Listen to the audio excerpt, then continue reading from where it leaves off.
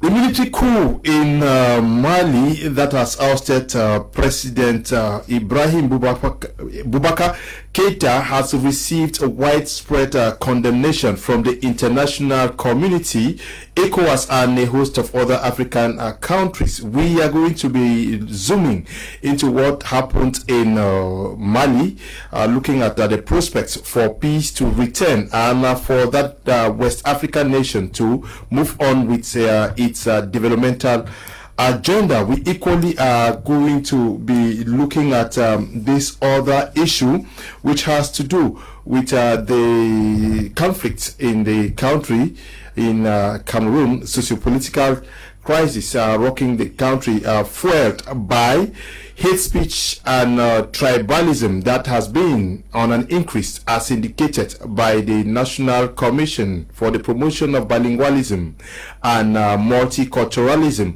in the country. We are going to begin briefly with what is making news in Cameroon. We have seen very sorry videos and sounds from the abbot of Matt Zambo, Cameroon's ace musician, who is calling on Cameroon's government to come to her assistance, as well as well wishes, Cameroonians of goodwill. We are going to be discussing on these topics with our panelists who are already in the house. Dr. Marcel Simo is representing the CPDM on this platform this evening. Bonsoir et bienvenue. Bonsoir et merci d'avoir pensé à moi, je vais dire ça comme ça ce jour. Un bonsoir particulier aux co-panélistes qui sont là et un bonsoir à tous vos téléspectateurs. Okay, we're glad to have you. Also with us is Son Derek, who is a member of the civil society. We're glad to have you with us once again this evening. Thank you very much, Mr. Leonard. It's always a pleasure answering present to this wonderful panel, followed by millions of people all over the world. And thank you to our co-panelists. A big shout out to all humanitarians out there who are making sure that the lives of those who are in suffering masses are helped out. Okay. Also with us is Fa Elvis Tayong. They call him the kangaroo man. He is a militant of the CRM movement of Professor Maurice Kamto. Good evening, kangaroo man, and welcome. Thanks very much, Kumlina. It's my pleasure making present today. Greetings to the level-headed panelists who are here present, and greetings to the Royal Majesty, the Fount of Kunoko Village, Dr. Fomiki Walters, and also the Royal Majesty of Baby Village, Babbitt, and also the Royal Majesty, of Barakwe. But then, I think that it's a pleasure always being here today, where the gospel truth will be spoken, and the truth shall set you free, as the Bible says so. The truth is going to set us, everybody, free. We want to use this opportunity to send a special greeting to our brothers and sisters living in Nyasoso, that is in Kupe Mwanenguba division, who are following the program every evening. Special greetings to you, Ernest, who is also watching alongside friends out there. So I send you special greetings out there. We also are in the company of Andrin Aten Ebako, who is a Pan-Africanist. He is here with us. Good evening and welcome. Thank you, Mr. Liu, again for this wonderful opportunity. I hope our ideas are going to count in order to mitigate the crisis we are having in this continent and in Cameroon, as we are going to be discussing these topics. Okay. Very briefly, I want us to look at what is happening to most of our musicians. Matt Zambo is in a very, very bad shape. She says she cannot pay her rent, and she has not received a medication since January. We saw the way Maman Gia left. She was also very beggarly, asking for assistance. We saw the way Lisa T left, and a host of others. What is wrong with Cameroonian musicians? Je crois, merci, Mr. Leo, Mr. Ko, good. I think that le véritable problème à ce niveau doit se situer au niveau du mode de vie. Ça, il faudrait que ça nous interpelle. Nos musiciens, nos artistes, même nos joueurs, on s'est rendu compte que ce sont des personnes qui nous ont fait rêver à un moment. Ce sont des personnes qui ont une activité extrêmement montantes à une période déterminée, mais qui généralement finissent mal. Donc, c'est une situation qui devrait interpeller tout le monde et qui devrait nous amener, ou alors amener ceux qui vivent encore à repenser leur vie autrement. Parce que c'est impensable, ça il faut le dire, c'est dommage, ça il faut le souligner, que des personnes qui ont porté le drapeau du Cameroun très haut, lorsqu'on vous parle de Mat Zambo, vous savez, vous imaginez un peu de qui on parle. Lorsqu'on vous parle de Mamangea, vous voyez un peu de qui on parle. Lorsqu'on vous parle de Lizati, donc c'est des personnes qui ont porté la musique camerounaise pendant une bonne période et qui malheureusement n'ont pas pu établir, moi je vais dire ça comme ça, n'ont pas pu, mais n'ont pas assez établi une parfaite gestion de leurs revenus. Peut-être c'est pour cela qu'aujourd'hui, à la fin, lorsqu'il y a un petit obstacle, on se trouve en train de demander l'aumône, je vais dire ça de cette manière-là. Ce qui est vraiment dommage. Je crois que ça devrait interpeller tous les musiciens, tous les sportifs, tous nos hommes. Également, voilà. Donc ça devrait interpeller toutes les personnes qui sont encore sur la scène camerounaise aujourd'hui à penser au lendemain de manière très triviale. Parce que je l'ai dit sur un plateau, de manière sans toutefois établir une discrimination. Pensez-vous qu'un talent André Marie puisse agir de la sorte? J'en suis convaincu que non. Pensez-vous, il y a des noms quand même, pensez-vous que, je sais pas comment je vais appeler ça, celui qui est aux États-Unis. Il y a des artistes quand même, DJ Yango, merci, qui aujourd'hui se trouve dans une situation difficile et vous demande de l'aide. Je pense bien que non. Ça veut dire qu'il y a un problème de gestion des revenus. Et il faudrait que tous les artistes commencent à y penser ou alors à mettre cette exigence au premier plan. Yes, very briefly, please. We shouldn't be long because that's not our topic, but we see that our artists, our stars, end up in a very difficult and sorry state. Yeah, it's a very, very much pathetic situation to think of that the artists have to end up that way. But I don't think it's our responsibility, so to say, that they end that way. Because being an artist, like a musician, is a career. And all of us, we are career oriented. You are a journalist. If you end up badly, you should not blame another person for you ending up badly. It's a future for all of us that when we are doing anything, we should save for rainy days. So if they had previewed for those rainy days, I think such things will not happen. And all the same, I would say, within the family of artists, there should be a better way of solidarity among them so that they can come to the aid of those who cry out during rainy days. Yes. Yes, I think that the way we're explaining here looks like all is just seemingly very easy as per se. Some of us who run at the level of private media organs, we understand how it's not even easy to make ends meet. That's the reality. And sometimes when we explain, it looks like the artists themselves have done what Napoleon left undone by almost crucifying them. But I think that the main thing has to do with organization. Now, when we talk about authors' right, that is under the Ministry of Culture, we think that the government is supposed to play a role to help harmonize them.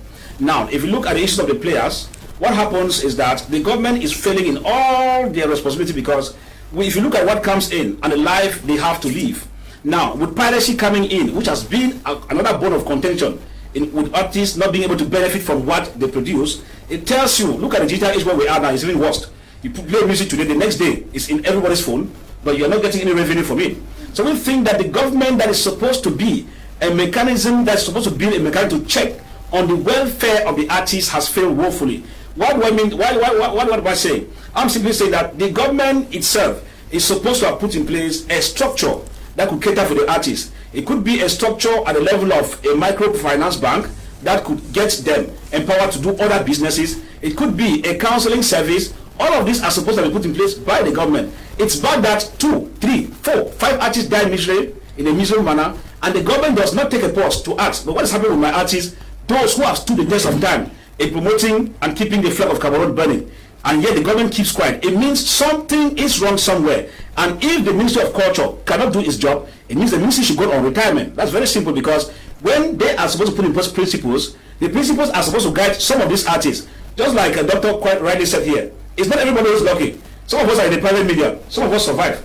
But we should not think that because we survive, it means that all other journalists within the private sector are surviving. We too sometimes take a pause As a member of Kmer, for example, I sometimes brainstorm on how my fellow colleagues are doing. I could be smart, I could be very bright to move through, but not all of them. So where we are not bright to see everybody at the same level of making ends meet through what they do, like the Yango has prayer music, he has a whole production studio. Someone of us has Makasi production. We have to start reflecting that the government must come in through subventions, through microfinance, through some schemes that would help survive the artists who are not viable to stand on their own. Okay, I'll like us to start talking Mali with you. Andrew, you are a Pan-Africanist. Your first reaction to what has happened out there in Mali? Well, I will congratulate the population and the citizens of that country to have taken a bold stand like that.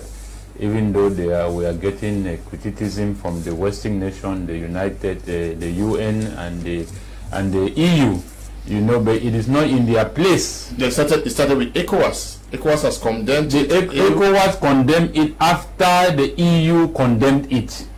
That is how it is. It's not the ECOWAS that condemned it before. It is the EU that condemned it. The United Nations condemned it. Then the ECOWAS. Then the AU. So the question here is, we did not need. At the end of the day, you come to realize that the ECOWAS are only speaking because the UN or the EU is complaining.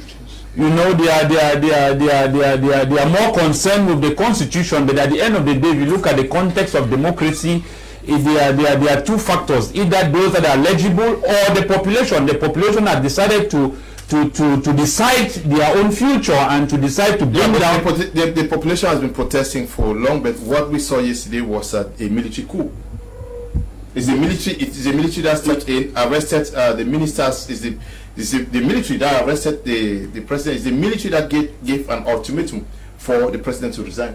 But the population stood behind the military.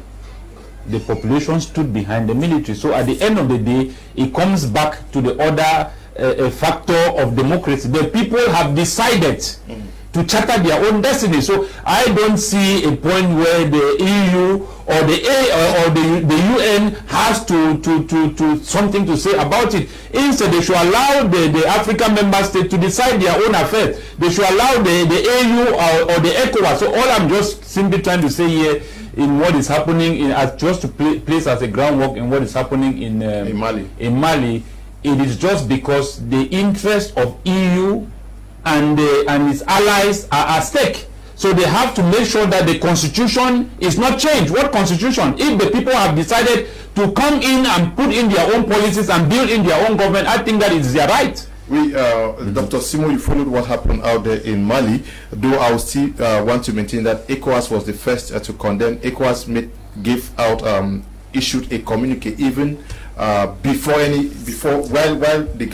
president was still within the hands of the rebels. I'm sure AU and the rest, the European Union and the rest came after his resignation. Good. I'm very surprised when I saw somebody agree what happened in Mali. Parce que ça, il faut le dire très clairement. Le président malien, selon la Constitution, est à sa place. Ça, c'est ce que nous oublions. On veut souvent agir de manière légitime dans des textes, dans des droits, mais lorsque ça nous arrange, on prend des positions sans toutefois tenir compte de ce qui incarne la légitimité, qui est la Constitution. Le président malien a été élu. Ça veut dire que si à un moment ou un autre, le peuple n'en voulait plus, ce qui est de leur droit, ça je le dis encore, je voudrais qu'on me comprenne, ce qui est de leur droit, on pouvait attendre que la période s'achève et qu'on ne le reconduise pas dans les urnes de manière, parce que voilà le vrai moyen, le vrai chemin du peuple pour porter son choix au poste de président, c'est l'élire à nouveau. Parce que il faut le dire, la violence n'a jamais construit un pays. Nous nous souvenons avec la Côte d'Ivoire. La violence n'a jamais construit un pays. Ça, il faudrait qu'on le reconnaisse. Et que les hommes politiques essayent ou alors apprennent à comprendre aujourd'hui que la violence ne nous mène nulle part. Au contraire, c'est une occasion pour nous de nous entretuer, de nous exterminer, de nous détruire, de détruire nos richesses, de détruire notre pays. Nous savons la valeur des forces de défense. C'est de protéger le territoire national. C'est de protéger les intérêts démocratiques du pays. Alors maintenant, du moment l'armée se retourne vers le chef de l'État et que des individus apprécient ou alors estiment que c'est la voix du peuple, je dis non, il y a problème. Ok, tu crois qu'il y a problème? Il y a problème. Yes. Now, this move in Mali, we saw a similar move in Zimbabwe. It is a military that led whatever happened in that country. Is this not a danger for Africa's democracy? Thank you very much, Mr. Liu, for that. You know, in as much as we will accept that military coup is very bad and unconstitutional, we send out a hand of appreciation to the military wing of Mali. I personally do send out, because in Zimbabwe it happened. The kind of leaders we have in Africa, they are such a type of people who understand moral force than the real root of things. You know, when leaders in Africa, we are supposed to understand that the people should be feared, but in Africa, leaders are feared. Because that's the reality we have. What happened in Zimbabwe with late Mugabe, yeah. He was a lion man, but in less than 48 hours, he was ousted. That is the problem with sit-tight president. And it was the same thing, and that's why you see a Pan-Africanist like Professor Lumumba, who tweeted, saying that in as much as he does not condone with the military action of taking out power, it should be a lesson to all the sit-tight president who, when they come to power, they make the powerhouse a family thing and do not listen to the voice of the people. The people know what they want, and with what the military have done in Mali, what I think is that the military did not want bloodshed, and because they felt like fighting for a single person in power would have caused the death of thousands of people, they prefer not to fight to support one person. Rather, they decided to side with the people and ensure that the person in power, to whom the people are protesting, that he should step down, because it is the people's will. It is the people who choose you there, and it is the people who decide for you to step down. The people are out and they are asking you to step down. It is simple to step down. And the military, they were so civilized. This evening, they have announced that in no distant time from now, they are going to make sure there should be a transitional government by the civilians. Let me cue you. I'm talking about danger for Africa's democracy. Are we saying that anytime the people of a nation are not happy with the president, they go to the streets and remove him, and if the next one comes, he's not good, they get to the streets? What then is the use of the constitution? Because we must also tell televiewers that he just won an election. He still has 3 years to be in power. Yes, we like I told you that, you know, taking him out of power is unconstitutional. That's how I started. But in as much as it is unconstitutional, it was a wish of the people. The people stood out to say they don't want him. So he is stepping down. It is a question on Africans' democracy. That is because Africans don't have democrats. They have dictators. And Africans are coming to the limelight that we no longer want dictators. Africans leaders usually do not change through ballot boxes. So majority of the time, Ibrahim Boubacar Keita was a dictator? No, he is not doing his job, perhaps, and the people have come to say that we don't want him. Remember, it's an uprising in Mali, and many envoys have been sent to try to put this thing on the table. Okay, the Economic Community of West African states have agreed to close their borders. I'm talking about ECOWAS to Mali. They also have suspended Mali They say they are thinking of suspending the country from that body, ECOWAS, of 15 West African states. They said they were going to also suspend all financial flow. Mali, they say they are very disappointed by what the military has done in that nation. Remember that they were there 2 weeks ago. Eh? Yeah. Mm-hmm. Well, the ECOWAS are simply doing their job as specified. You know, when there's an uproar in a country that could spill over to the neighboring countries, it's but normal that neighboring countries should close their borders for security reasons, because arms could be smuggled from the mainland, where the scene of action is, into the other respective countries, which is but normal. So I think for ECOWAS, they are simply doing their job, which I appreciate them for that. But the issues of the embargoes and all that is normal.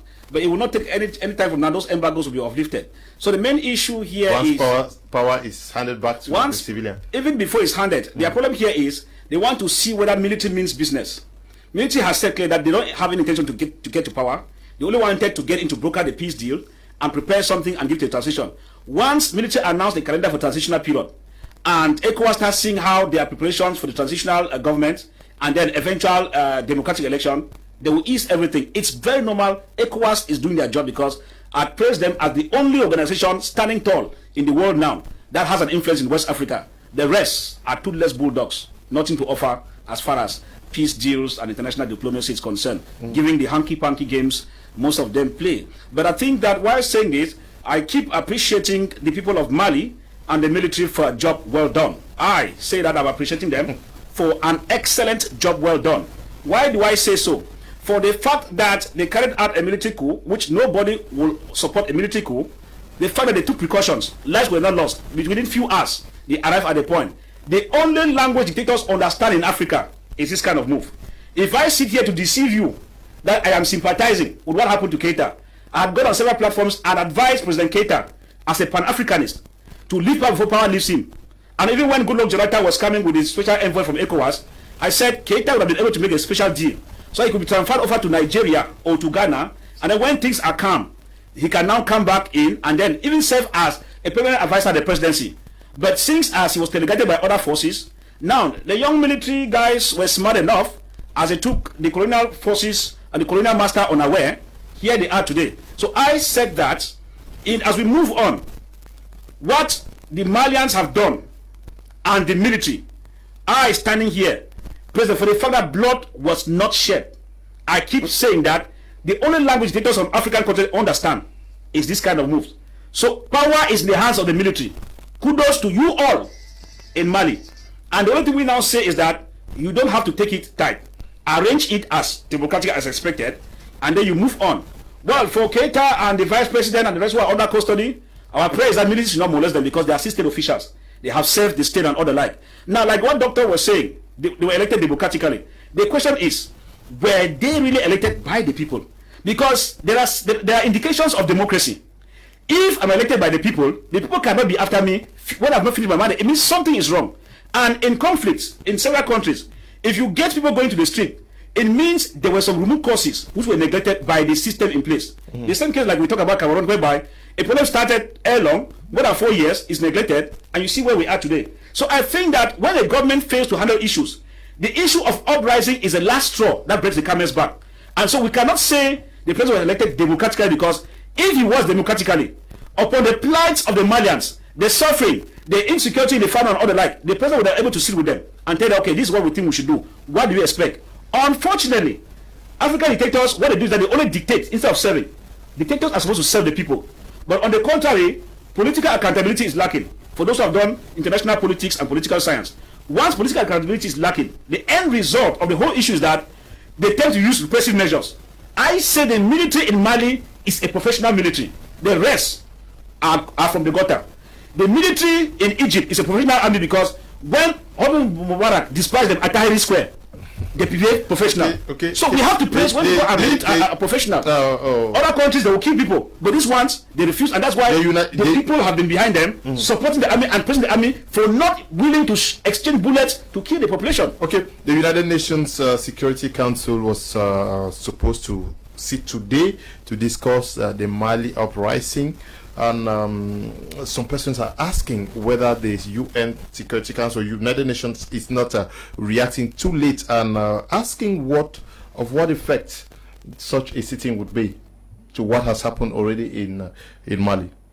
Well, I think that the meeting is just, to me, is just some level of intimidation when it comes to the affairs of the African member state, especially what is happening in Mali. When we look at the context of democracy, there are things that we must be able to sideline and understand that this is what democracy has been from history and from our experiences that we have seen, that democracy has not worked for Africans. It has not been in the favor of Africans. Therefore, we need to review these policies. And so if they say that the government is the people, and it's the people that decide the government, so what is the problem that the UN or the EU finds with the whatever they call the military takeover? I say that it is a population and it is the future generation of that country that have decided to charter their own destiny, and that is their right. So for me, I think that if the EU or the UN is going to sit down and discuss on this, I think it's a level of intimidation, and they should not. It's still, I keep saying this thing, that the AU has never played a role ever since it was formed in the early 60s. And it is the ECOWAS that has been showing some signs. So all I am saying here is that the African youths of today, the future lies in their hand, whatever they decide to do with their future, whether it's to keep the old people in power or it's to dethrone the old people. That decision is left for them to make that decision. And in Mali, they have taken the decision to say that no, we don't want this government anymore. And I think that the UN and the EU was supposed to respect that decision, because it was not the military, as they want to use some kind of political terminology to intimidate people by saying that it was a military takeover. It is not a military takeover, only because they did not want, in looking at other experiences where we have seen that for power to take, for people to take power, or for even elections to be conducted, people's life will be lost, and this will always be the youth. So the military, as civilized as they are, and I believe that these are Pan-Africanists, they have seen that it would be better for them to mediate the plies and the desires of the population to dethrone the president, so that they can see how a transition where the civilians or the population can decide their own future. And I think that we should be able to respect the decisions for when the population stands up and they say, we don't want this. That should be the decision for that country. And I think that the UN is supposed to respect that. I give you a very good example. Whenever did the AU sat down, or the EU sat down, or the UN sat down, when W. Bush went into Iraq, dethroned Saddam Hussein? What did they? Was there any meeting that was sat down? No. The answer was no. They exploited all the oil in Iraq for food in the name of humanitarian aid, and the population never got the aid that was given, and they were carrying out oil. The same thing in Libya. Those countries which I'm mentioning till today have not been stabilized. What has the UN done in those countries? So all I'm simply trying to tell you that this Mali is a country of a population of 20 million, about 20 million or so, and which about 7 million of its population is out of that country due to civil conflict and poverty. So you are talking now, the present population in Mali today, we are talking of 14 million, made up of old people and made up of little children and youth. So at the end of the day, you come to realize that where do you expect Mali to be in 20 years to come, when such a system called... I want us to clarify our televiewers. Yes. It is not a military takeover, but almost everybody says it's a mutiny, and mutiny has to do with the military. Yes. Yes, and we know that the ministers were arrested by the military. The president, as we speak, most of them are still in the hands of the military, and it is established on this platform that the military says we are going to hand power to. So how do we understand what you say that it's not a military takeover? As we speak, it's a military that's in control. We don't refuse it. The military is standing on the behalf of the population. We should not deny that fact. Okay. Mr. Leonard, before you go, let me establish one thing. Okay. The president and the vice president and the official members have not been maltreated. They are in perfect custody. And I think that this military is one of the, I've never seen a type of takeover in my life ever since I've been hearing the African movement or revolution in Africa. You see, we saw what happened to Charles Taylor after the Americans entered Libya, Liberia, and destabilized it and took off Charles Taylor after he was arrested between the border of Cameroon and Nigeria and was taken to The Hague to be judged. So if we have decided in Mali to take hold of the president and keep them in good condition so that they can do a peaceful transition, I'm not in the support that they should kill them or they should violate their human rights. No. Their rights have been respected. I think that is the right approach which should be taken. Yes, Dr. Simo. Please, what are you talking about? A good condition. Why are you putting humiliation? They are not being humiliated. Please, listen to me, please. Il y a quelque chose qu'on devrait dire. Okay. Un État ne peut pas évoluer sans relation. Ça, il faut le dire. Chaque fois, moi, j'entends des gens dire, en Afrique, on ne respecte pas la démocratie, en Afrique, on ne respecte pas la démocratie. Mais c'est parce que nous voulons toujours développer toutes nos actions par la violence. C'est de ça qu'il est question. Parce qu'en démocratie, on a une voie. On a un chemin, un présent que nous avons délibérément élu. Ça, il faut le dire. Ne nous intéresse plus. Mais qu'est-ce qu'on fait? On attend son mandat fini et on ne le reconduit plus. Simplement. Parce que lorsque... Permettez. Non, mais vous avez parlé... Permettez. On ne le reconduit plus. Parce que le véritable problème qui se pose, c'est lequel? C'est qu'une fois que nous commençons à développer la violence, on ne sait plus à quel niveau il va arriver. Parce qu'à un moment, on ne va même plus contrôler cette violence. C'est de ça qu'il est question. Vous commencez à développer la violence. Les militaires ou alors les forces de défense qui sont supposées protéger les intérêts du chef de l'État commencent à attraper. Vous dites, non, on ne l'a pas brutalisé, on l'a mis en lieu sûr. Mais attendez, il y a ce qu'on appelle de l'humiliation. Parce que l'armée est censée protéger le chef de l'État. Comme tout citoyen. C'est pas un citoyen. Mais de quoi parlez-vous? C'est un citoyen. L'armée est censée protéger le chef de l'État comme tout citoyen. Mais maintenant, on trouve l'armée en train de séquestrer le chef de l'État et vous me dites, il n'y a pas de problème. Non, there is a problème. Il y a un problème à ce niveau. Maintenant, parler de l'Union européenne ou alors de l'Occident qui veut intervenir, ben c'est normal. Aucun pays ne fonctionne sans des relations extérieures. Aucun pays ne fonctionne sans des relations extérieures. C'est à partir des relations que nous tissons avec l'extérieur que nous évoluons, que nous développions. Donc il est de bon temps que lorsque nous avons des problèmes, que le voisin vienne nous porter secours, vienne nous donner son point de vue. Ce n'est pas résoudre le point de notre place, mais vienne nous donner son point de vue sur la question. Donc il est important que l'extérieur donne son point de vue, qui est celui de ne pas agir par la violence. Parce que lorsque vous parlez du peuple, le peuple avec un autre moyen, attendre les 3 ans. S'il a attendu 1 année, 2 années, ça veut dire qu'il pouvait attendre les 3 ans. Parce que quand ça commence par la violence, je vous rassure, ça va prendre des proportions qu'à un moment, on ne pourra plus contrôler. Okay. Et à la fin, on se rend compte que c'est nous tous qui sommes perdants. Espérons que ça finit là. Vraiment, espérons. Que les choses retournent. Yes. Now, we have heard the African Union condemn what is happening out there in Mali. Can we also say that they allowed the situation to go too far? Before condemning?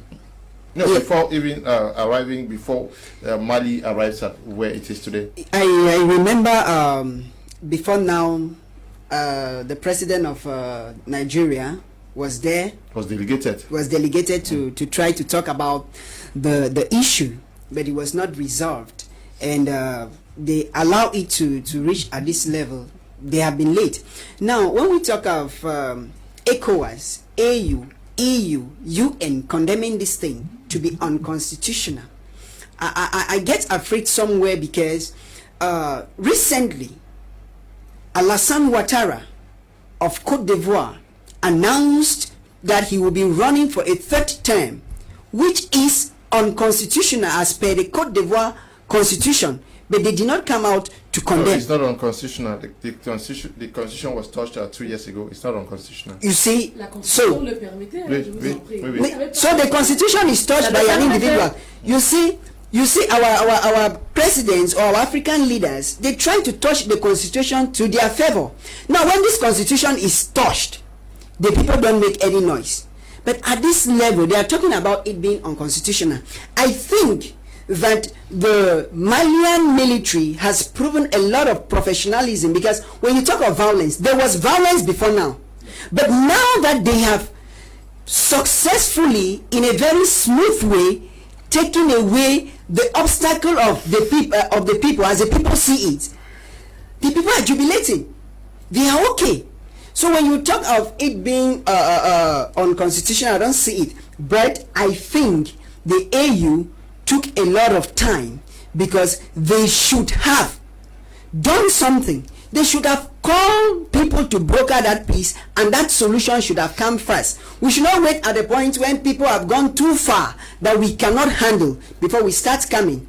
At this time, the only thing I will say, because change, when it is denied or too long delayed, you see violence start coming like accumulated volcano. And the military has seen that if they delay it so long, the people will go to the street. They are not like some other countries where when people go to the street, they come with tear gas and bullets and shoot people. They have proven to be civilized and have proven that they don't want bloodshed. When something is done in the country and it is affecting the population, mind you that the military is part of the population. They are affected. And if the population go to the street and feels like we want a change, and the military is part of that population, they side with the people, I don't think it's a problem. Okay, you don't see that as a problem. I don't know whether you read what Professor Lumumba said. He says that this is a warning to other presidents. Is this an act that should be uploaded, or uploaded by somebody of his stature?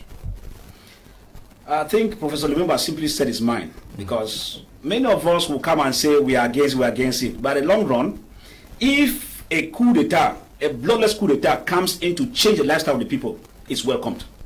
I repeat, if a bloodless coup d'etat comes in to change the life of the people, because those who govern are minority. If they govern and they are fine, while majority of the population die in abject poverty, no roads, no infrastructures, with insecurity in the northern region of Mali, it means that there's a problem. And if you see the military coming in, just like Mr. Bako was saying, the military was simply responding to the plight of the population because they foresaw danger coming ahead of time. So a stitch in time saves 9. From what Professor Lumumba said, I will be honest with you. When I hear us quoting European Union, the bullshit organizations that have nothing to offer, I simply laugh. I'm sorry to say that. But are you not also tend to them when maybe you want them to come to? No, I'm coming. Now I said for the intervention, if you are talking about Cameroon or whatever, I said the third party. I have not specified the third party. The third party can be decided by the parties in conflict. Okay. I don't want to tell them who should come. In conflict resolution, you don't impose a party on another person. Both of you decide. If you see that the European Union can solve your problem, fine. If you know like African Union. But my main worry here is that European Union is a toothless bulldog that has no say in Mali. Why do I say so? If you look at the constitutions of the European Union, there is no constitution that tells a rule above 2 mandates. They know what I'm talking about. They are listening to me from Europe there. You go to Belgium, you go to Germany, nowhere. There is nowhere where they have ever fidgeted with their constitution to stay in power for long. Why do they come to give damn lessons to the Africans when they themselves claiming to be the supporters of democracy cannot respect it? So I think that they have failed there, because if European Union was European Union, dictators that stay in power, even just by adjusting the constitution as Keita did to stay in power, European Union would have condemned it and even given embargo to Mali. No, I mean, Keita also. No, he was. Yeah. His mandate. Excuse. This is the second mandate also. Yes. Now he still has 3 years. And he still has 3 years. So what I'm saying is that with the 3 years he has, what European Union is forgetting to understand is that with the 3 years he has, the people are getting to the state means something is wrong. I would have expected the European Union to come back to find out from Keita who is his ally. But why are the people agitating? Why are they on the street? Because these indicators are clear. European Union, they have an office there in Bamako, just like they have offices in most of the African countries. What is the guarantee? What is the guarantee that things are going to move for the better? All right, let me come here. This is the flimsy excuse that Africans use to keep dictators on power. When the protest started, I spoke with a special envoy that listened to me in Mali. And I spoke to the envoy at the Foreign Affairs Office. I said, but why don't you see how they could convince the president to follow those who are coming to mediate as ECOWAS so that they can give him safe haven over to Nigeria or Ghana? A special envoy told me that what guarantee do we have that if Keita leaves, there will be peace? Therefore, according to the special envoy at the Foreign Affairs Office, I don't want to disclose names, Keita should stay because they are not sure that the person coming in. You see, these are excuses that keep dictators. You cannot be talking of millions of persons in the country, and only one person believes that he is super patriotic, that he's the only one who can guarantee peace. These are flimsy excuses put in place by dictators in power. So, in this case, we said that a change, because even if people come, many of them, if you go to Ghana, about 4 successful presidents, Nigeria, about 6 successful presidents, there is something they bring new. Even if one person can be better than the other. But the fact that there is a change that is constant, somebody will bring something new. If somebody was concentrating on health and forget about other things, surely the next person who's coming will surely concentrate on roads. The other will concentrate on schools. There must be a change. So I think that if we're talking about democracy, change is a necessity that must come, even if it's coming for the worse. And so in the case of Mali, when I see Europeans coming to give us fake lessons, they should go back and revisit their books. All their constitution states that you cannot rule above 2 mandates. Why can they not come to Africa and say, no, we are allies in the African continent? Please. No president should take more than 2 mandates, and no president should touch the constitution. But Keita was not going above 2 mandates. No, if he's not going, you don't know what will have come after, because the indications of, excuse me, you don't know what will have come after. You are not speculation. Why? You are TB Joshua. No, excuse me, Mr. Leo. Let me learn. Why am I speculating? If a dictator in the second mandate start ruling wrongly, that dictator can change the constitution to remain. Look at all the African continents where you have dictators. All of them who started their second mandate ruling with dictatorship and failing to understand the rest of the people have tossed the constitution to stay in power. Okay. I can give you examples. Since you are already projecting to the future, I want us to look at the situations of uprisings in Africa. We saw what happened in Egypt. At least you're a Pan-Africanist, I want to see how Egypt has greatly moved from where it was under Hosni Mubarak. I take the case of Compaoré. No, Compaoré in Burkina Faso. Yes, Blaise Compaoré in Burkina Faso. Let's take the case of Zimbabwe, where people are already agitating for the president, yes, to leave. What do you think is going to change definitely in Mali, judging from other cases? Well, the thing is that I would still want the Africans to understand that democracy in the African context is the highest deception that has only caused civil conflicts in Africa. Okay. Yes. And these are organizations that were instituted by colonial masters for their own interests. And that is why you see that in 85 or to 95% of African member states, the elections are only conducted and it's only one person that wins. And the party that wins is a party that the foreign organization or the colonial masters have decided that this is a person that should be there. Now, when you give an example like the case of Uganda, for example, of lately, and the case of Ivory Coast. Now, you say the constitution was changed in 2016. Who changed the constitution? Was it the people, or did they consult the people, or it was done and even the people did not even know in Ivory Coast that their constitution was changed? So, Mr. Leo, what I am saying here is that it is a time where Africans, knowing that the population of Africa today, 80% are the youths. Therefore means that it is a time of revolution in Africa where the youths are going to decide their own destiny and are going to decide how they want to describe and redefine what democracy is going to be in their context. When I hear when the doctor talks about democracy, it should not be about violence. You tell me the democracy that we have been seeing, that is only one party that wins all the time. How many people die? You don't complain about democracy. Only because you see that it is in some interest of a party that is connived with a Western colonial regime. This Mali you are talking of, France alone, not only that they don't have a currency, still seeing that these are baby nations that have not even come out of the womb of their mother. They don't even have a currency on their own. And France alone has 17 own state companies in Mali, while the government of Mali itself has 5 partial companies. Almost 40% of its population has fled out of the country, and yet you tell me that you still want to believe in democracy, that we see that even in Cameroon it doesn't work. These are systems that denies its own people, and that is why I still talking about the 15% against the 85%. I say that in the UN, and if you still don't know, my doctor, the UN, if African nations are wise, they should They should indict the UN and they should prosecute the UN because they have failed in so many responses of civil conflicts in Africa, and they have used it for their own advantage, either to exploit the African natural resources. So what we are trying to say, not to talk about Sierra Leone, Liberia, Rwanda. Rwanda is a good case today, but what does the president of Rwanda say? He said it is the Rwandese themselves, that means the population, comes back to the youths, the future of tomorrow, have decided to build their own country. So we as Pan-Africanists, we don't believe in democracy, because the prototype of democracy is what I call Christianity, where elections don't take place. It's only one party that wins. And you think that in Europe... When you say don't believe in democracy, how should our leaders be chosen? Are you saying that, are you saying that presidents should be should rule like traditional rulers? Let me come. If you define the word democracy, it says that one, either those who are eligible or the population. In Africa, it is those that are eligible, looking at our setting, what they call the regentocracy, that only elderly people must rule. That is our African culture. So the eligible people are the old people. But now it's the time of revolution where the youths are coming up, and they have seen that the older people have never stood in their own interest. And they are selling out the nation in compliance. As I still say, the 15% that works against the 85%. Let me explain this into. We are here, Mr. Liu. You will not have all the time. No. Give me a minute. Give me a minute. I'm not going to go so deep. I just want to say that the UN, especially the UN, these are organizations that the African member states should disassociate themselves from.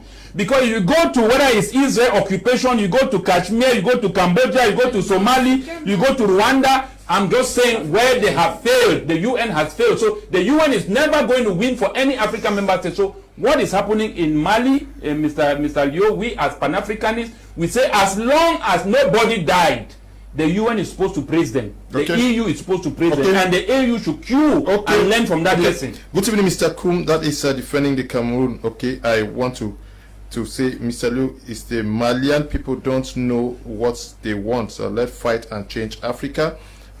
James is writing from Tico. Good evening to you, James. Hello, Mr. Leo. Greetings to you all. I'm Gupo Ngong from Church Street, Kumba. The God of Mali is very much alive. That is why the army has acted in favor of the people of Mali.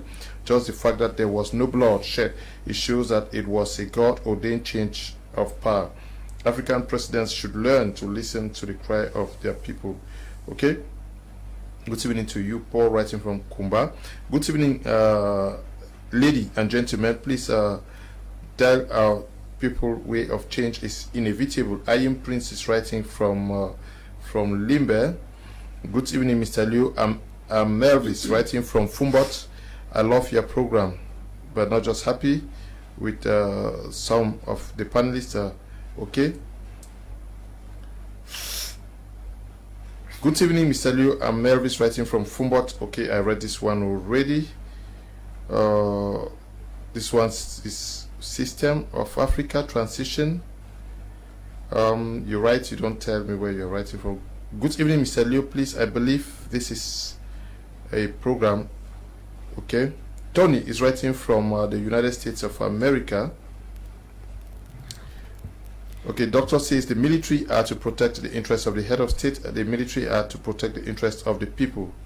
Okay, I'm sure that is what doctor said, that yes, the military is is supposed to protect both the president and the people. Good. Tanto is writing from Limbe.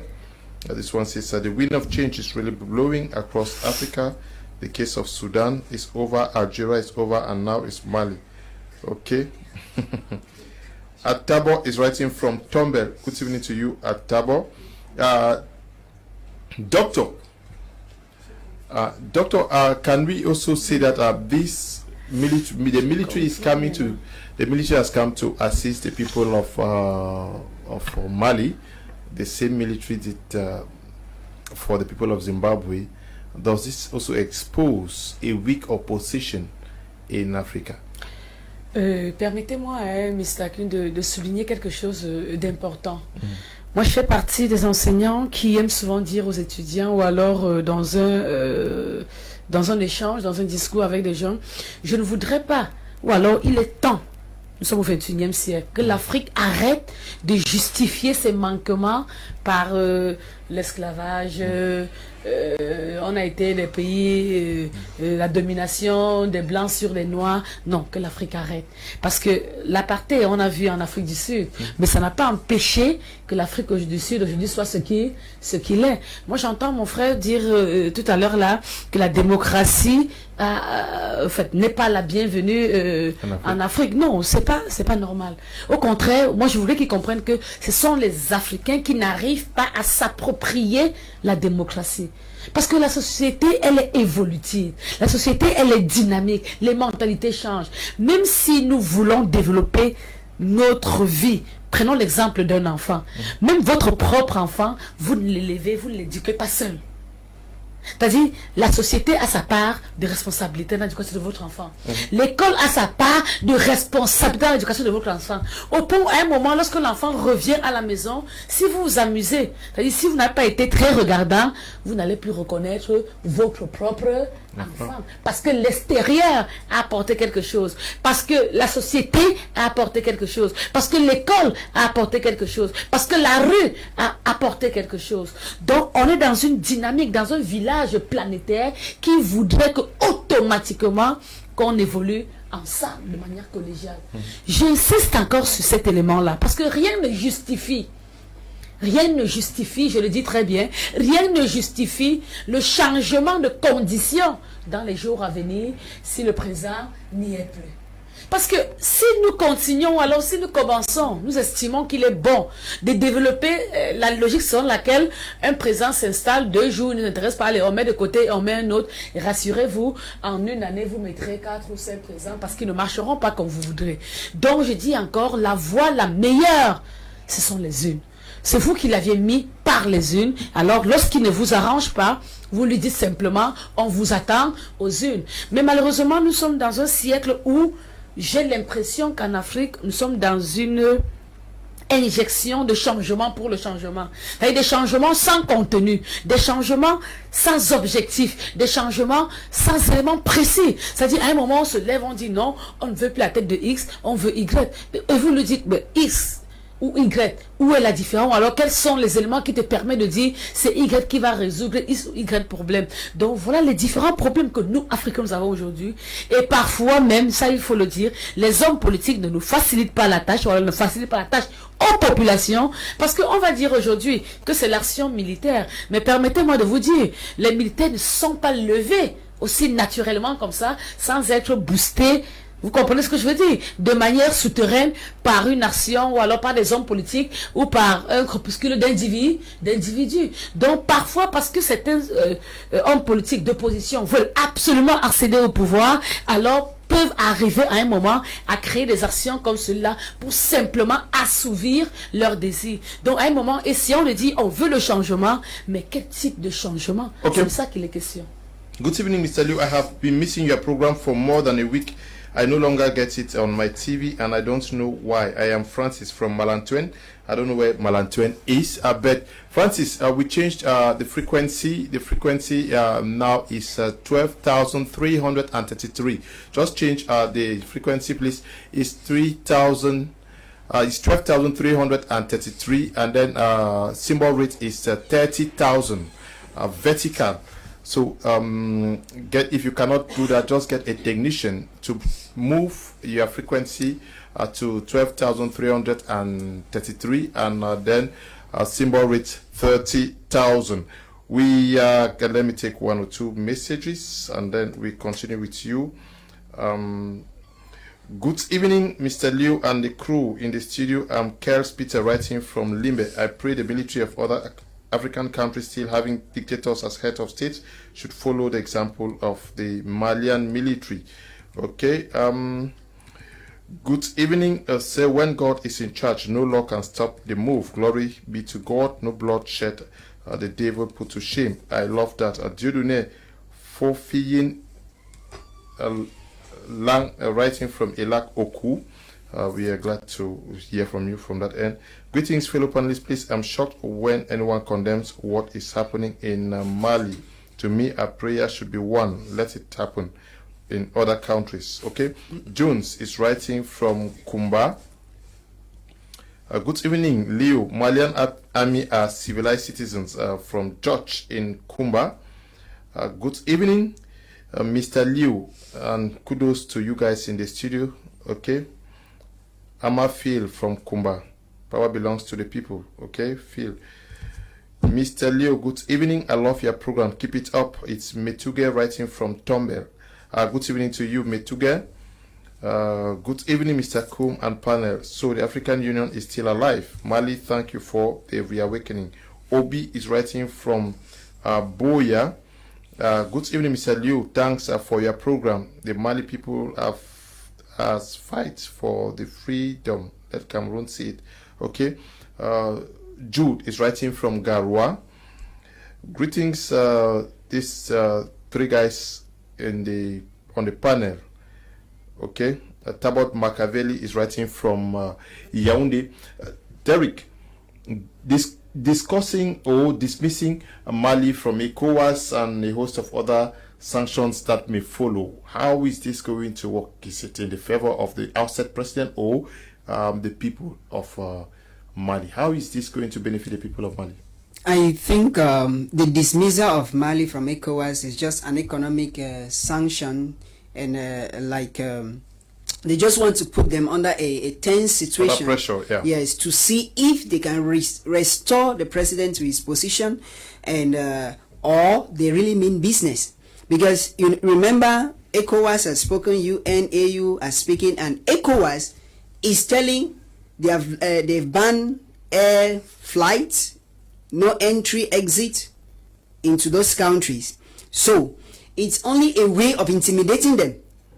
And it's an economic sanction all the same. But the truth is, should Mali hold strong to her beliefs, and should it be that they really mean business, then they can withstand it, because at the end of it all, if truly these people are there and they want this change to occur, at the end they'll be reinstituted, even if it means after paying penalty, because the change belongs to the people. It is the people's choice to make a change, and the penalties are but normal.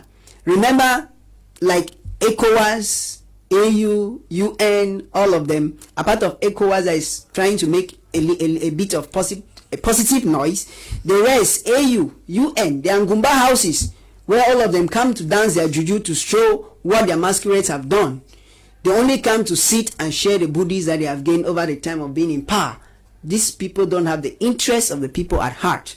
If they really did, or if they really do, what do you mean by these people don't have the people at heart? Are you saying that if you are made president today, you are just going to satisfy every need of the people? The aspiration of AU, African Union, their vision and mission statement was to make sure that these people come together, share ideas on how to make a better living condition for their people. Bringing the states together, because unity is strength. UN, United Nations, talks about bringing nations together to share better ways of running nations.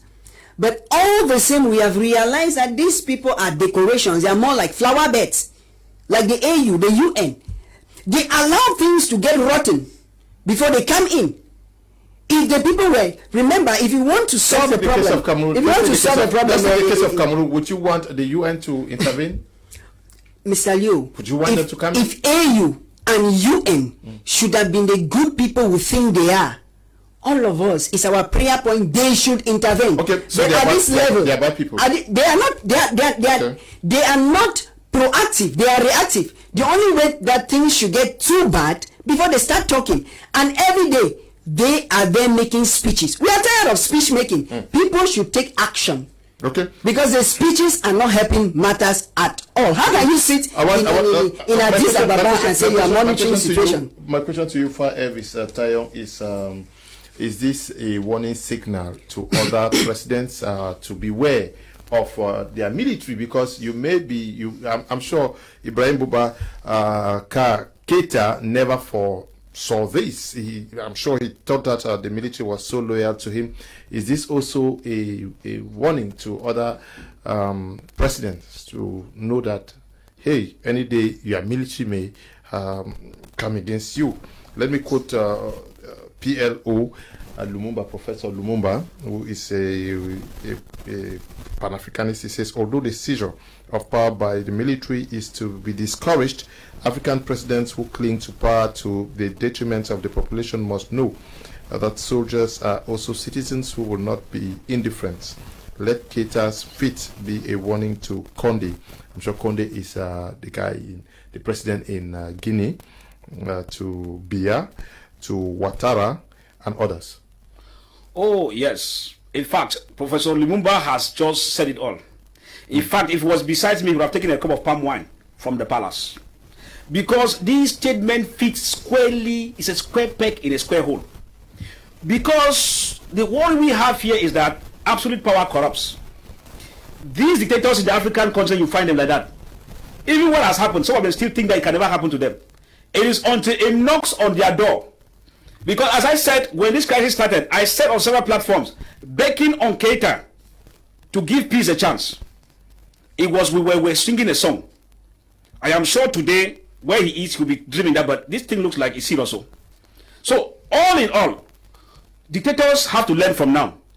Because I said, the military who go to shoot have children whom they expect to become offsprings and presidents tomorrow. That's why I said sometimes military that goes shooting people, sometimes they are lunatics. Because when a president gives you order, go and kill, sometimes ask yourself, but I have relatives. Before being military, you have been a civilian. And even while being a military, you have civilians who are your friends. When you open fire, imagine that if it was your own mother somebody was killing, or your own child that somebody was killing, or your own house that somebody went and set fire on it. How do you reconcile these facts? It's from here that militaries themselves sometimes begin to have their conscience. Hey, but even though this person is not my born mother, or my born brother, but it could equally be somebody from my relative side. Therefore, that precaution comes to play. So I think that why we are calling on this, because from what I see in the Ivory Coast, I see in the military being very professional. Because if not, with a few months of the disorder, the number of deaths would have recorded would have been more than what we are getting today. So, French-speaking African country and all the armies or the soldiers should sit up. We are not saying kill people, don't respect others, but sometimes exercise a sense of judgment. A man who is in power 90 years, 100 years, 70 years, orders you 17 years to open fire on protesters and you open. Something is wrong with your medulla oblongata. Surely you have gone insane. Okay. Because you have to have sense of judgment, but it's not all military orders that I must execute, because after shooting people, when the presidents leave, you come back to stay with the population. What accountability do you give to the people that you're supposed to protect? You instead went and killed them in disorder. It's a lesson Professor Lumumba has given, and I hope African leaders are listening, because their clock is ticking. The wind of change is blowing. Okay. France has the highest reserve of gold in the world, while Mali, that has 50 gold mines, has no reserve. France is a cankerworm, a parasite in Africa.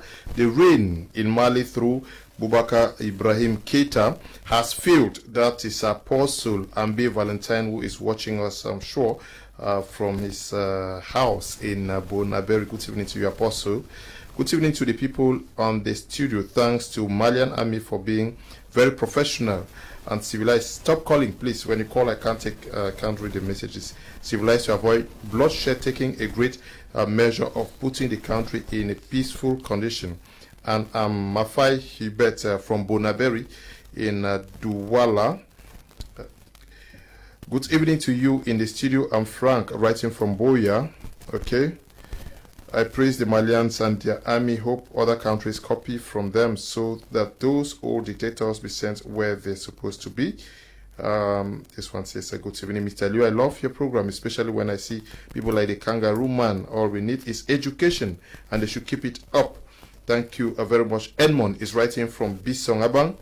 That is in Manu Division. Good evening to you. Good evening, Mr. Liu. I'm Raymond. Itwe live in Kumba. I love your program. Please, you should protect your nation. What happens in the southwest and the northwest regions? Okay. Good evening, Mr. Liu. Malantuen is a subdivision capital in Nun Division, on the way to the Adamawa Division. Okay, Adamawa region. Thank you very much, Emmanuel, who is writing from from Boya. Thank you for that education. Emmanuel. Good evening, Mr. Liu. Stop the calls, please. Good evening, Mr. Liu and the panelists in the studio. I am so pleased with Pan-Africanist Mr. Atem for disclosing a lot of issues about our African leaders, and my brother, Mr. Elvis. God bless you all. Okay, you're writing from Kumba. Good evening to you. Good evening. I'm Ambrose writing from Mutengen, and what I want to say is that the voice of the citizens are very important when it comes about political issues. Now, you have been very vocal on this issue of democracy. We have seen people taking power. Are you not afraid that even if a new president is elected in Burkina Faso, he may be ousted in the same manner before his mandate runs out?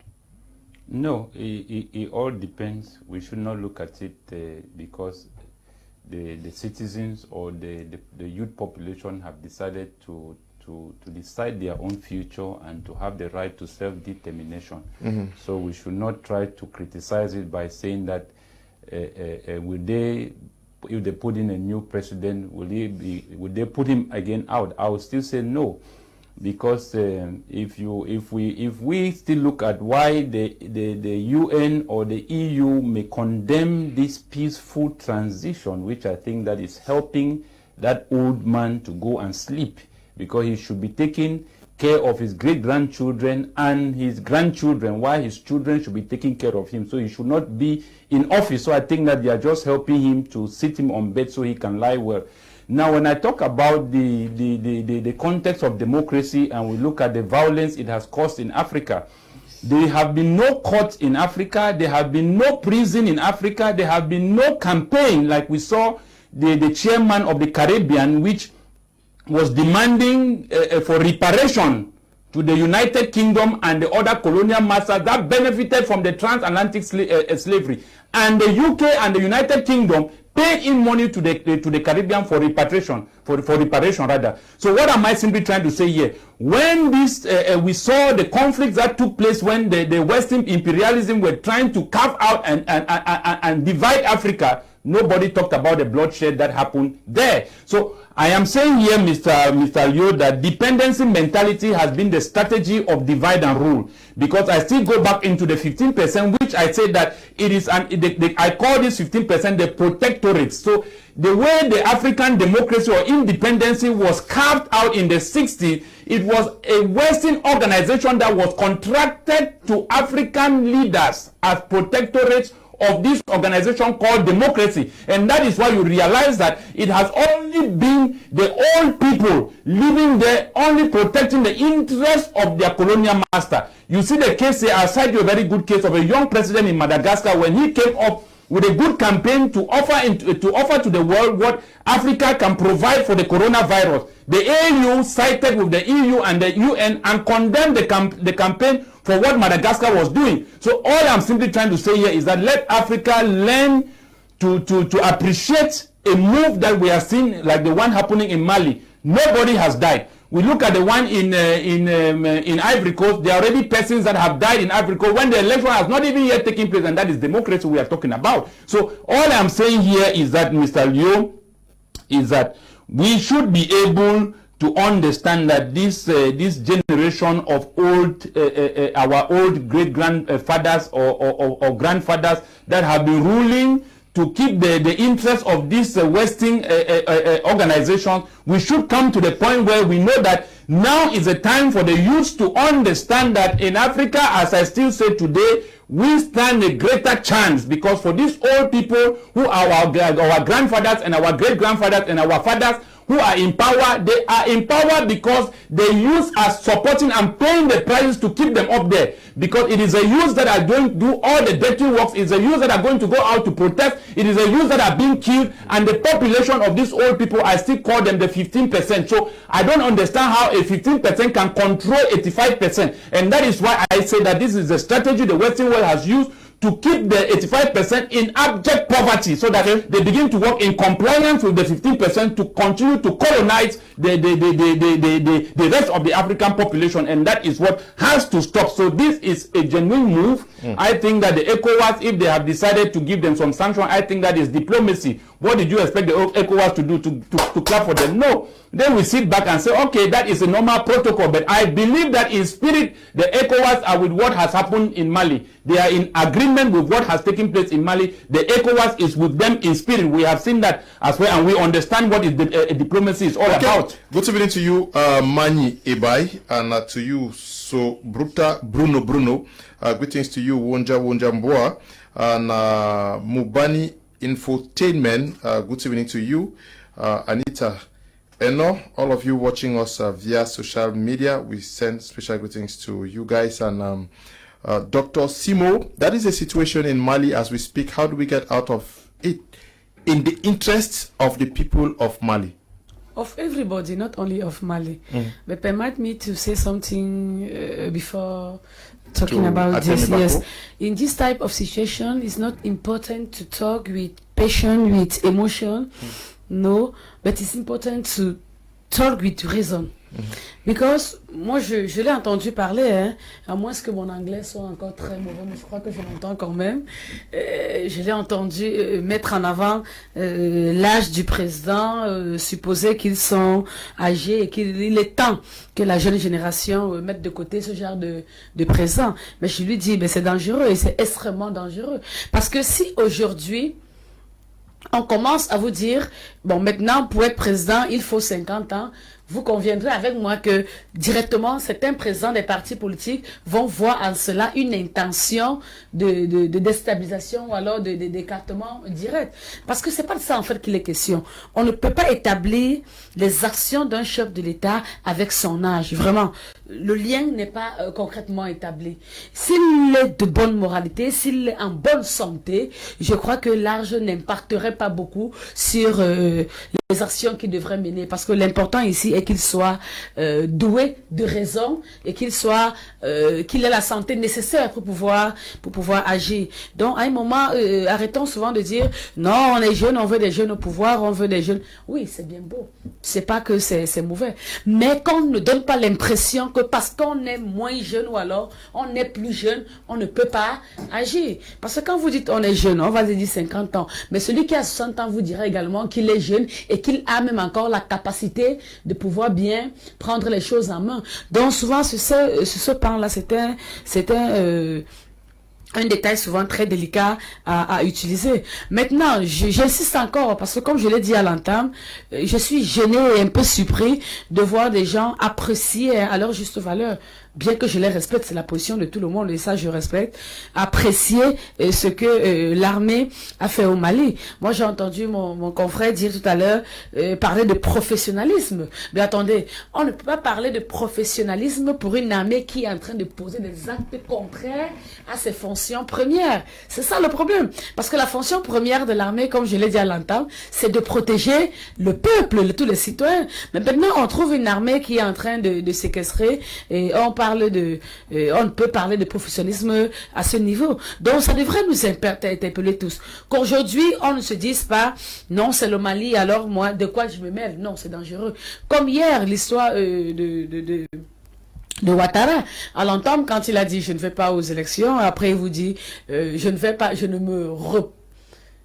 ne me représente plus et je vais laisser la place à la nouvelle génération. Et quelque temps après, après le décès de son défunt, il vous dit, il se représente. Et tout de suite, on voit les Camerounais se jeter en pâture et commencer à dire n'importe quoi. Oubliant, chaque fois, quand je veux prendre des propos sur le plan politique, je dis, pensons à la Constitution. Qu'elle soit révisée ou pas. Du moment elle est existante, elle est là pour le moment, pensons à elle. Parce que de toutes les façons, c'est elle qui prévaut. À l'instant, par exemple, sur le cas de la Côte d'Ivoire, la Constitution le lui permet.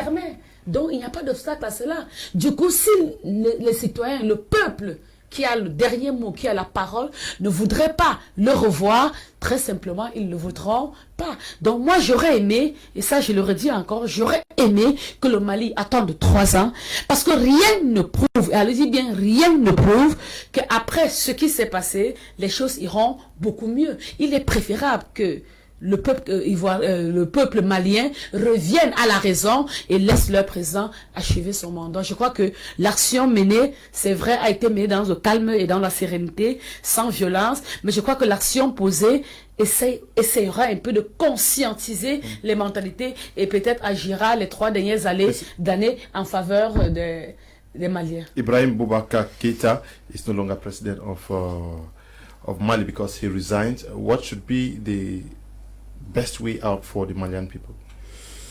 What I think should be the best way out is that first, the military should respect the promise they have given to the people that in no distant time civilian leadership will take over power, and they should remain poised and support the military action, knowing that it has to be transferred, because it seems coup d'etat is the only free and fair leadership formula in Africa, and Mali has been professional with it. Let the citizens stay put, be calm, and hope that the promise be kept without violence. Okay, this may be a new trend in Africa with what happened in Zimbabwe and yesterday in Mali. How do we stop this? Yes, the only way to stop this is when you have leaders who are accountable to the people. If you have leaders, they pretend they steal elections, deceive people that they were voted by the people when they stole the elections with all mechanisms put in place by the institutions of the state backing them up, you will have these things continue. So the only thing is that when we start having the aspects of transparency to an extent, I say to an extent because it cannot be total, start transparency to a higher extent, maybe to the level of 70, 80%, it means you are on a good footing. Now the main issue here is political accountability that is lacking. If you take political accountability, once a man is made president, l'état c'est moi. That is the philosophy they use in all French-speaking African countries. What we use in Louis XVI, 1789, l'état c'est moi. It is the president who is the head of this. It is the president who is head of the judiciary, the president who is head of the executive, the president who is head of legislative. Quand l'état c'est une seule personne, les choses comme ça arrivent. Therefore, it means that when we're talking about accountability, to prevent these things from happening, once you become president of the African continent, put in place the system of separation of power. We should hear that the judiciary has asked the president to reverse a decision which is unconstitutional. That becomes good. But how many do we have in Africa? Doctor here knows. All the first speakers of that country are sick. Cameroun, she knows what I'm talking about. First speakers of that countries are sick in the first order. Because as one man is there, head of army, head of this, head of that. So, Mr. Leo, if people are listening to us, the presidents are still to go because they are on their way out. Dictators, they are on their way out. Okay. If you can hear us very well, we are begging you that to avoid, because we don't want anything that happen, maintain where you are. Okay. Help us by maintaining what we call separation of power. It is a fundamental principle of governance. If you maintain separation of power, imagine that you get somebody, a military will catch somebody, and the judiciary has no power over that. You candot order a military to bring somebody before a competent. There's a problem. It means that sometimes it means there's a problem. Andrew, you are a Pan-Africanist. You've seen the reaction of the African Union towards what has happened in Mali and ECOWAS alongside other African nations. What should be their next reaction to ensure that the people of Mali do not suffer? Well, I think that Mali is just another branch of the African member state. So we are more concerned with what is happening in Mali as in other African countries as a Pan-Africanist, because we are looking forward to the unity and restoration of Africa, whereby Africa is going to be able to manage its own affairs without the interference of Western imperialisms. So the only way I think that this should be a good example, and I think that the AU and the ECOWAS should be able to see how they can come in and try to mediate in the terms in which the conditions are already, and see how they can set a period for a fair and transparent election whereby the people will decide who they want to be their leader. So that should be one of the first steps of how we can bring stability, not citing the case of Libya, where the UN has failed after their campaign for removing Gaddafi. Till today, Libya has not been stable, and there is still conflict in Libya under the context of democracy. I still want Doctor to understand that. So if we are saying that I am one of those people, I'm not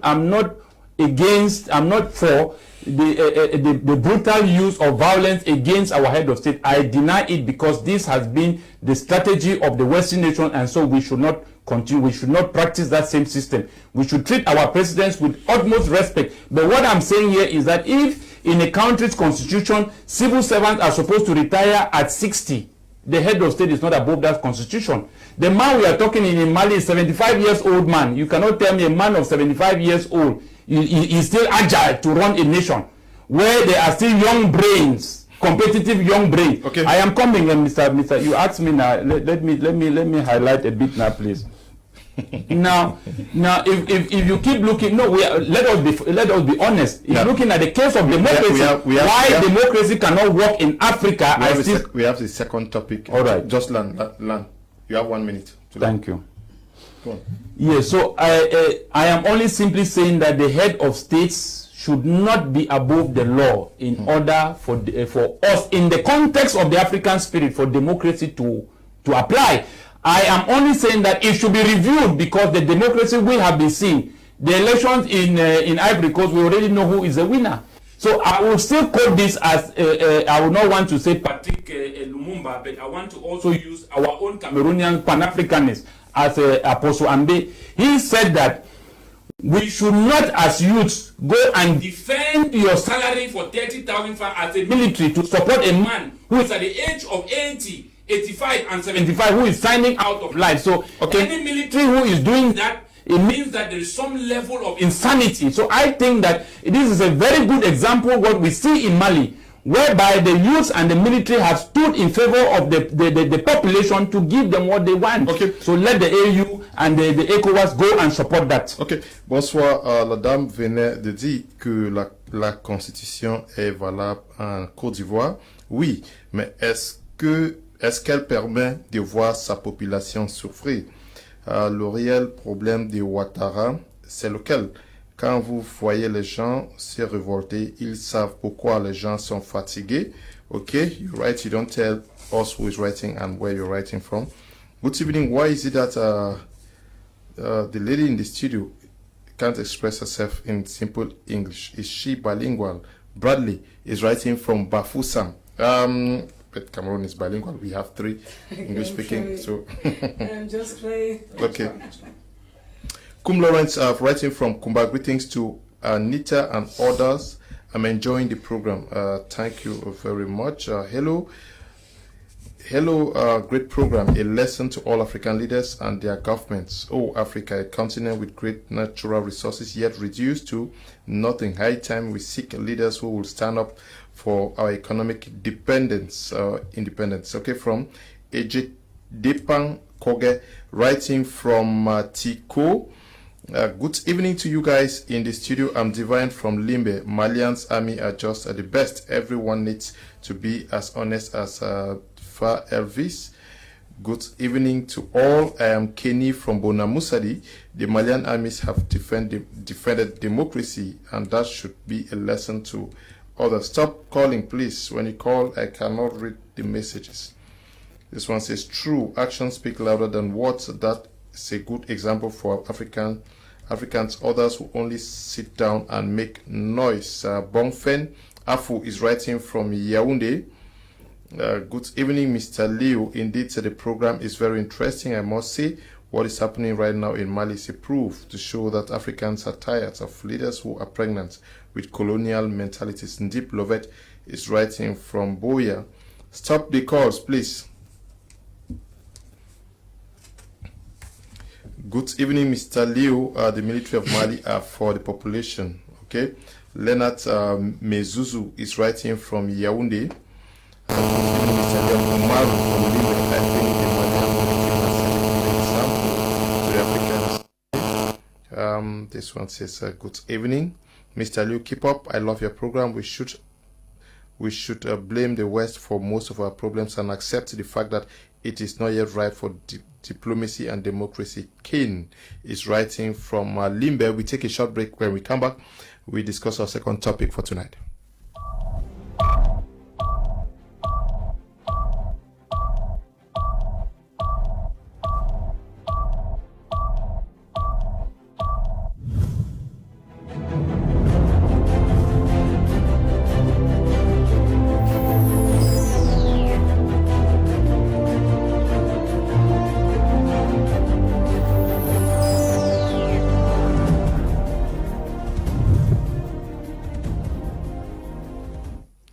The Bilingualism and Multiculturalism Commission is very, very concerned with the rise in tribalism and hate speech in Cameroon. We all are very aware of how the election campaigns took place in Cameroon, where some persons are consistently described as les sardinards. There are others who are called anti-sardinard, and we have lots of persons who call others l'enquois, and we see people who are increasingly identifying themselves with their regions. So we even recently heard of what they call Fédération Ekang. We see everybody wants to identify with themselves. And Dr. Simo, where is all of this coming from? Where we find Cameroonians only wanting to identify themselves with either, let's take the case of travel agencies. A person some persons from the North region will only want to travel with an agency that belongs to somebody from the North region. Somebody from the West region will want to go with General. All of credit unions, everything is tribal. Impossible in Africa. Moi, je vais le dire comme ça. L'Afrique est marquée par la solidarité. Ça, c'est une valeur qui est propre au continent africain. L'Afrique est marquée par des valeurs de communion. C'est ce que nous connaissons en Afrique. C'est ce qu'on nous a appris, c'est ce que nos ancêtres nous ont inculqué. Mais malheureusement, maintenant, qu'est-ce qu'on observe? Cette mondialisation, ce désir de ressembler à autrui qui nous amène à un moment à perdre nos repères. That is the real problem. Et c'est de ça qu'il est question. Aujourd'hui, hier, nous avons grandi dans un environnement. Moi, je parle d'hier, à 40 ans. On a grandi dans un environnement où, lorsqu'on était tout petit, on allait chez quelqu'un. Sa mère, la maman mettait le repas à table et tout le monde mangeait. Elle se posait pas la question, c'est l'enfant de qui ici, c'est l'enfant de qui ici. C'est-à-dire, elle met le repas sur la table et tous les enfants qui se retrouvent dans cet espace se mettent à manger sans que personne ne se pose la question, tu sors d'où? Mais aujourd'hui, qu'est-ce qui nous anime? L'individualisme. Parce que tout part de nos maisons. Ça, je vais le dire avec la dernière énergie. Tout part de nos maisons. On a des enfants aujourd'hui en chemin, on ne peut plus donner une leçon de vie. Parce qu'on a peur qu'elle ira dire à son père, et son père viendra nous porter plainte. Et son père viendra, moi je suis enseignante, vous conviendrez avec moi, que vous avez entendu parler des enfants qui ont été sanctionnés par le surveillant général, à qui on a demandé de laver les toilettes, et l'enfant est allé prendre leur ménagère à la maison pour qu'elle vienne le faire. Et lorsque l'enfant vient le faire avec la ménagère, on lui dit non, ce n'est que vous qui alliez le faire. Et le parent vient dire, ben non, elle ne lave pas ça à la maison. Le parent le dit avec une aisance. C'est pas elle qui lave les toilettes à la maison, c'est la ménagère qui lave les toilettes. Voilà de par notre esprit d'individualisme. Où on arrive à une nouvelle société où chacun ne pense qu'à soi. Chacun ne pense que pour soi. Nous sommes tous responsables. Et maintenant, derrière cette responsabilité parentale ou de la société qui s'est développée, les partis politiques ont pris la main et en ont fait leur bataille de commerce. Ça, il faut le dire très clairement. Mais elle commence par la société, par la famille. Nous, les parents, après la société, et les partis politiques en ont utilisé pour faire leur champ de commerce. Et malheureusement, nous voyons ce qu'on observe aujourd'hui. Nous voyons dans quelle situation nous vivons aujourd'hui.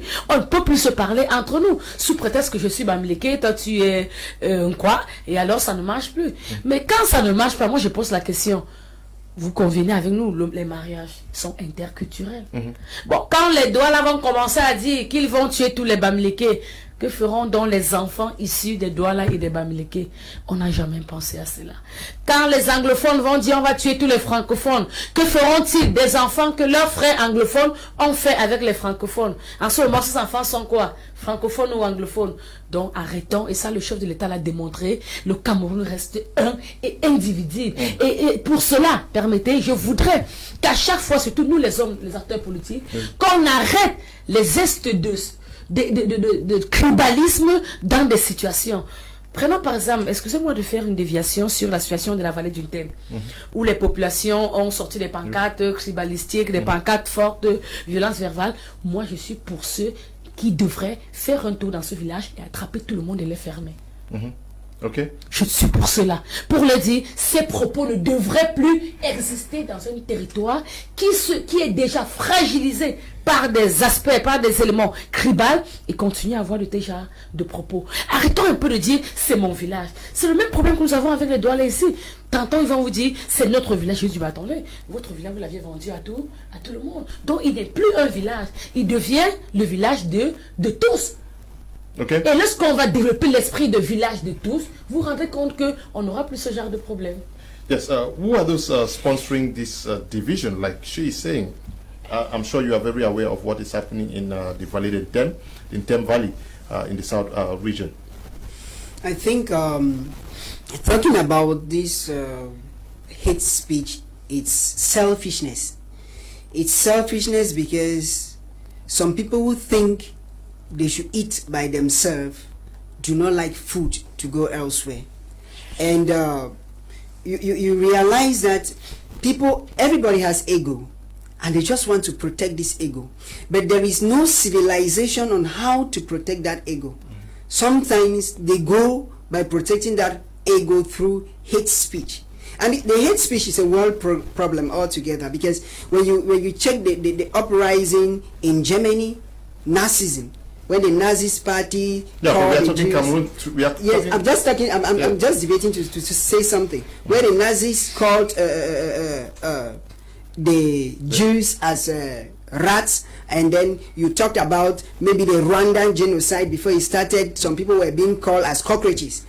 It's about selfishness. It's about that look where some people feel like they are more superior. Some people look at themselves to be demigods. Some people look at them to be on top of the world. And because they have that pride to feel like they are on top, they look at others to be right down there, right down the earth.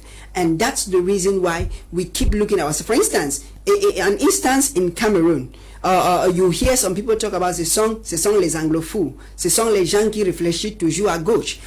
Those are the words. Ce sont les Bamenda. Ce sont les Bamileke. Don't you get those expressions? They're really. It goes both ways, because you also hear Anglophone say those frogs. No, the frogs. Yeah, that's what I'm saying. Frogs, yeah. You know, it becomes a retaliation because of ego. What I'm saying is ego. Somebody insults you, another person you want to insult to show that you too you can insult. It's about ego. It's about pride. But so to say, if I have to say something about that, is that we need to calm down to understand that we need to live man in man, not man on man. You need to look at me and see a brother in me. I look at you, I see a brother in you. If we understand that everybody is equal and everybody was created by God and we are equal before God, this hate will stop. It's all about trying to understand that we are all born equal. We all have 24 hours to live, and we all will leave the world one day. And so we should be one another's keeper. But once pride comes in, when ego comes in, and you start looking at if you, perhaps in Cameroon, like Kamto Maurice will say during the Constitutional Council, he made a statement. Is there an examination to write to become a Bulu? Give me the exam, I will write to become one. It was because of the way they look at the Bamileke people, as though perhaps the ruling class of Cameroon belongs to some people. And so he saw a lot of hate in it, and that's why. And I've seen another video of a woman who closed her face, covered her face, and was speaking to addressing someone in a very derogatory manner.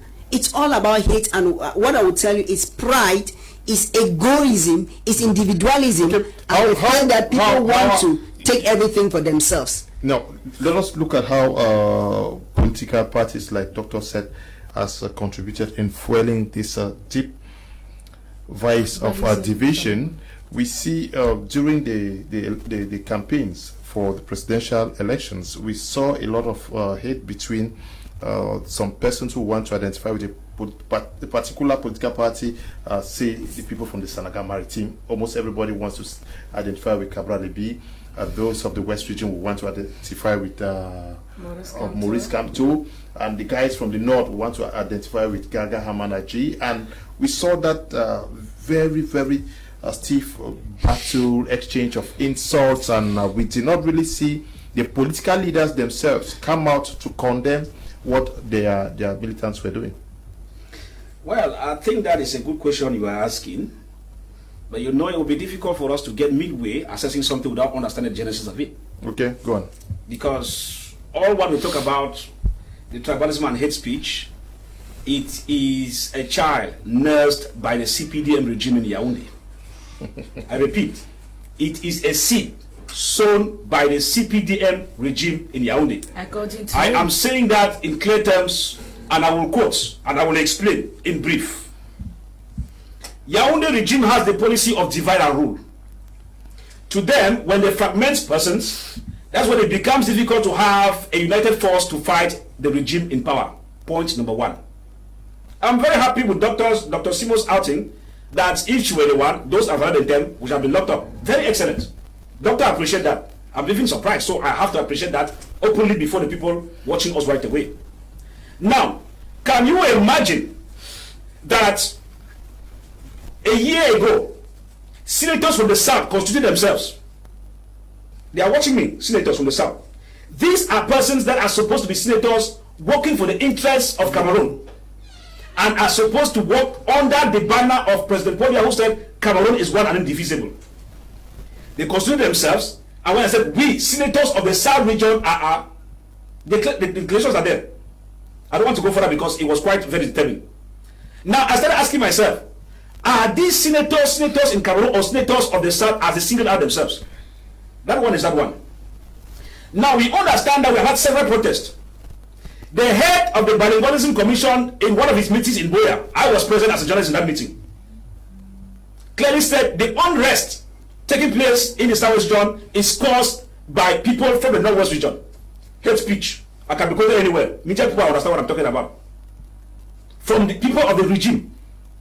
And I was at that meeting. All right. I was at that meeting. Okay. I'm not sure the head of the meeting said that, but other persons who spoke, I was there. No, I'm still coming. Yeah, but I'm not sure. In that meeting, officially, I want to be precise. Because I was there. No, I'm still coming. The head said that, but other persons who Mr. Leo, yes. We are not logical. I don't want us to be. Okay, I want to be hitting the nail. Go on. Now, what was I saying here?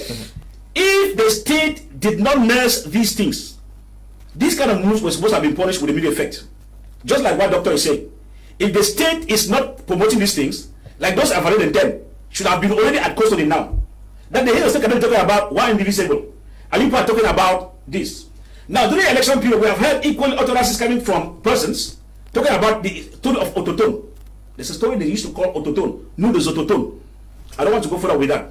Now, if you look at it carefully, when the issues, even of SDF and other parties, SDF have been sometimes, they said, the party is Anglophone.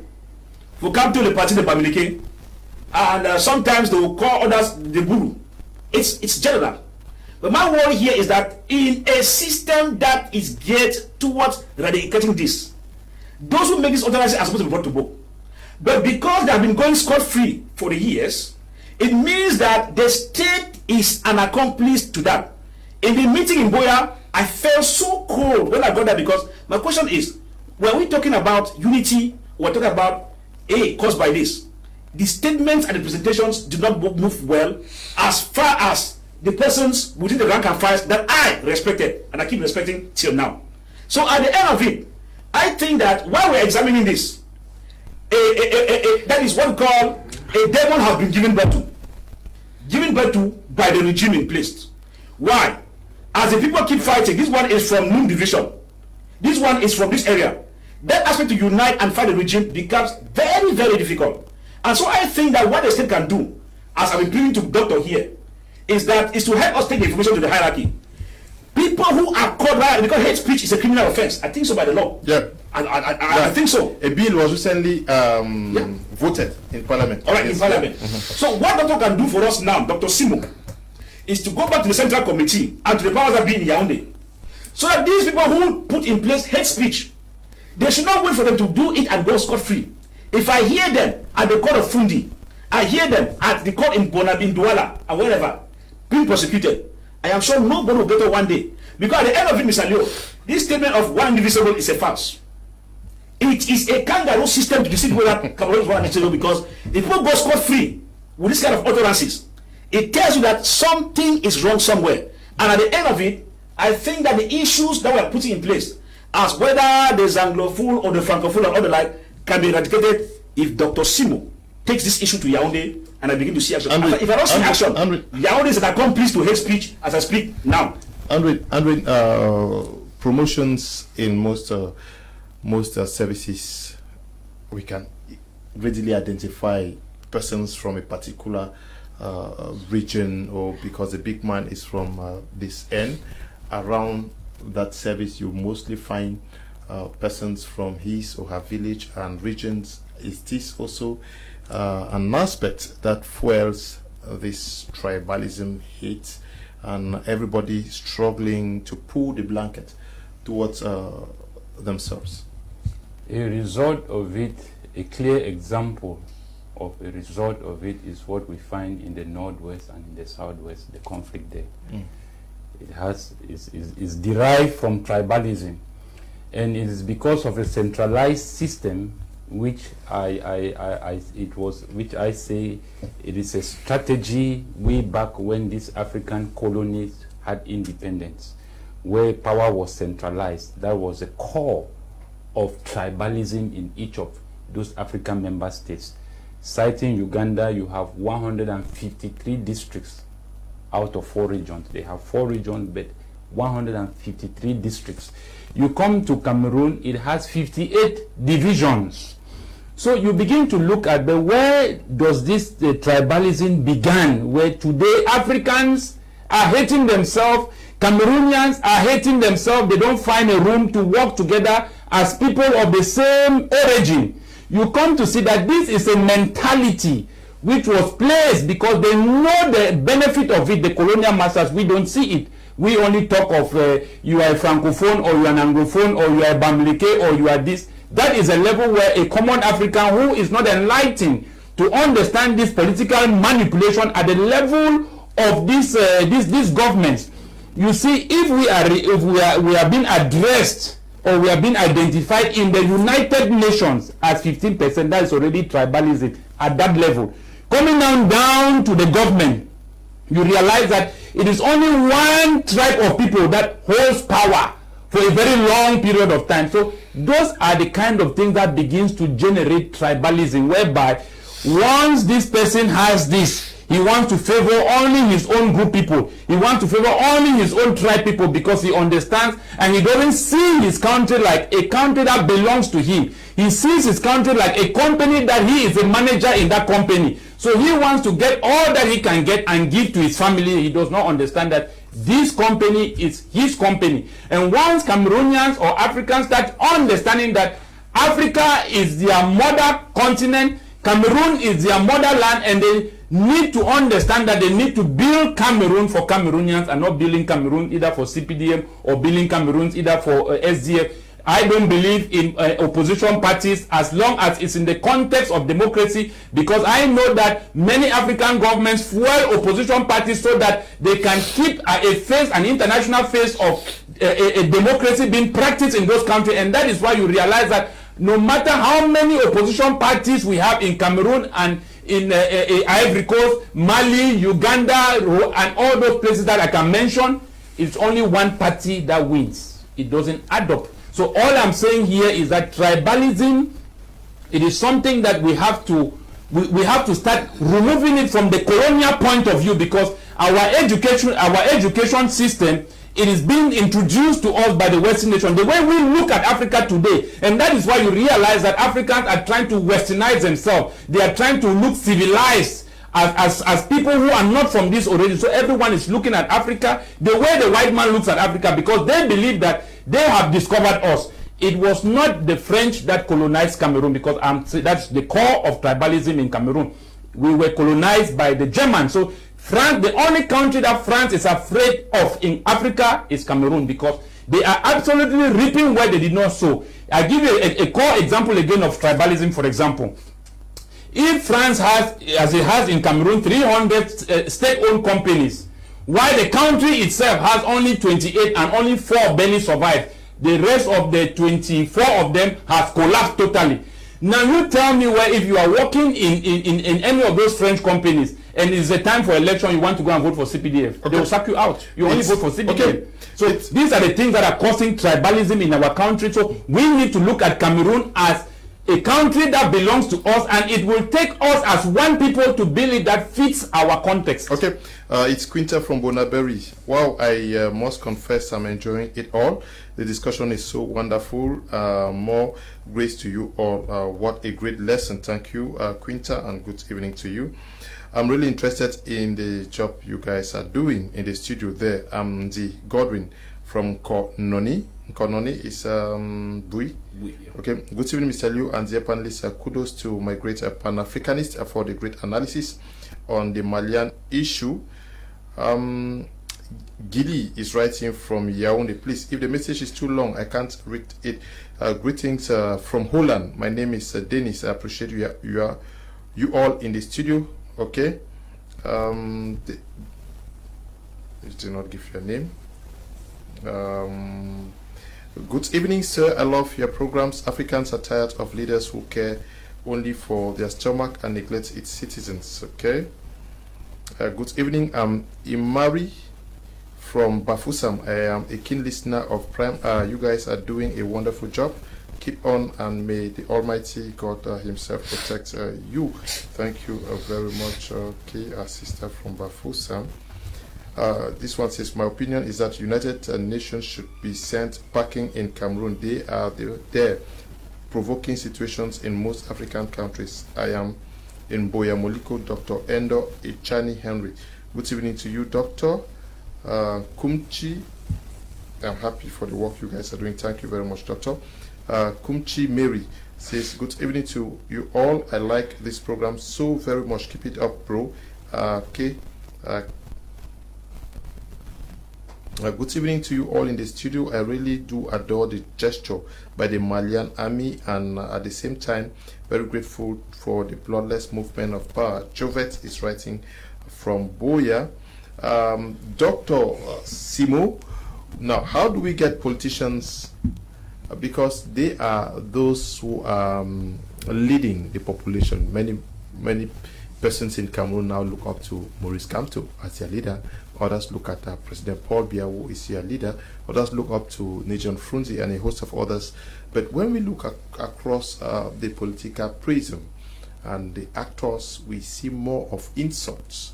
We see more of blackmailing. We see more of a division than presenting the different ideologies that are supposed to work to get Cameroon to the next level. Remind me to laugh. You have to talk you have to give a good reason. Because tout à l'heure vous parliez des multiples présidents. On a des présidents des partis d'opposition. Vous avez parlé par exemple de Cabral Libye. Vous avez parlé par exemple de John Frunzier. Vous avez parlé par exemple de Maurice Kamto. Vous allez vous rendre compte que lorsque je disais à l'entame que même des responsables des partis politiques ont contribué à attiser la violence au sein du territoire camerounais, c'est bien contraire, parce que observer à partir des propos, et ça tout le monde le sait aujourd'hui, la qualité, chacun peut analyser sans toutefois être expert en analyse ou alors en politique, analyser la qualité des propos du professeur, malheureusement du professeur Maurice Kamto. Chacun peut l'analyser. À un moment, permettez-moi, j'ai pris un recul et je me suis dit, attendez, c'est de mon professeur qu'il est question ou alors c'est quelqu'un d'autre? Ou alors, qu'est-ce qui s'est passé? Parce que lorsque les leaders politiques développent un discours de violence, un discours de haine, un discours comment je vais appeler ça, de délinquance, parce qu'à un moment, permettez que je le dise, je me suis, ou alors j'ai attribué la qualité de parti délinquant au MRC. Parce que du coup, je ne me comprenais plus. Je dis, mais quel est ce parti politique qui, à chaque fois, moindre situation, ces populations allons dans les rues, allons dans les rues, allons dans les rues. Mais attendez, on a le discours, on a des paroles, on peut exprimer, on peut proposer, on peut dire des choses. Mais qu'est-ce qui est qu'à chaque fois, face à une situation, on est dans les rues. Et d'ailleurs, un parti qui n'est jamais d'avis ou d'accord avec une action gouvernementale, même si les autres partis d'opposition, à un moment, vous diront, oui, ici, ça a marché, ah ben, c'est un parti qui vous dira toujours, d'ailleurs, ça ne marche jamais. Tout ce que nous voulons, c'est le président, ils ont une expression là. Okay. Je ne veux pas. Président président élu. Voilà, de recevoir.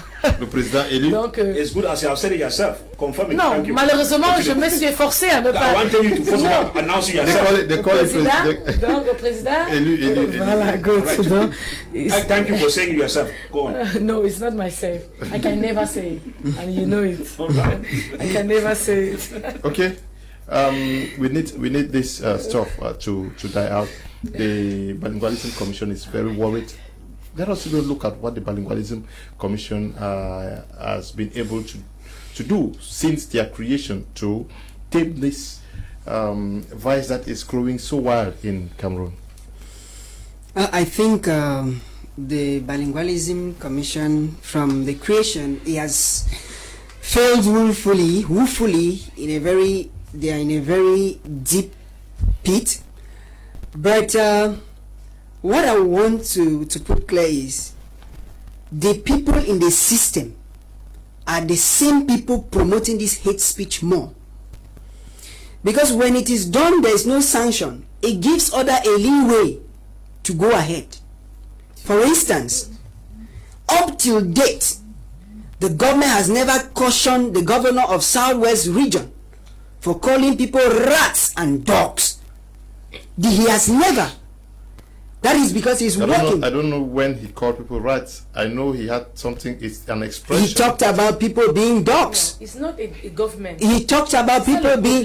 Please, madame, can I talk? Oui, on doit, yes. Can I talk? Je suis d'accord. The parliament. C'est le gouvernement qui l'a dit. Can I talk, please? Tout le monde. The government the parliament passes a law against hate speech. Recently. And, yes, and at the same time, people who talk, they are core persons, they are rooted in the government, and nothing is done.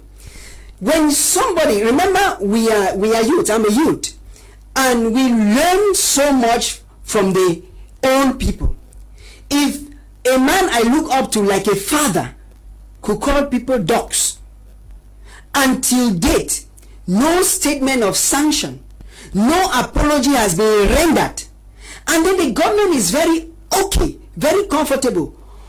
What will happen if I have to call another person somewhere as a viper sitting in one high office? If I'm calling that person a viper, I am justified because some other person called and no punishment was done. It should not be that I am punished because I'm a lesser human being, or I'm punished because I'm not sitting in very high offices that are protected by the Yaoundé regime. Everyone is equal in front of the law. Remember, when you go against the law, we throw the book at you. It is not the people punishing you, it is the book that punishes you. Okay. But when some people are voted to be above the law, it gives a leeway to any Tom, Dick and Harry to say whatever he wants to say and go scot-free. Okay, Mr. Leo, go to ministries and even immigration, then you will understand where tribalism springs from. I rest my case. Okay, you don't write, tell me who is writing and where you're writing from. This one, let the government need to put down their ego and make peace with the so-called separatist fighters. Prime R has come so that the voice of the population can be heard. Dr. Endo Echani is still writing from Boya. Good evening to you, Doctor. Greetings, Mr. Kum and Ben Boni in Muya. I'm enjoying Prime R. How I wish our so-called parliament debates issues the way Prime R does. Okay, thank you very much. Good evening, I'm Vanessa from Limbe. My mom-in-law and I are enjoying the program. Thank you, and greetings to you both.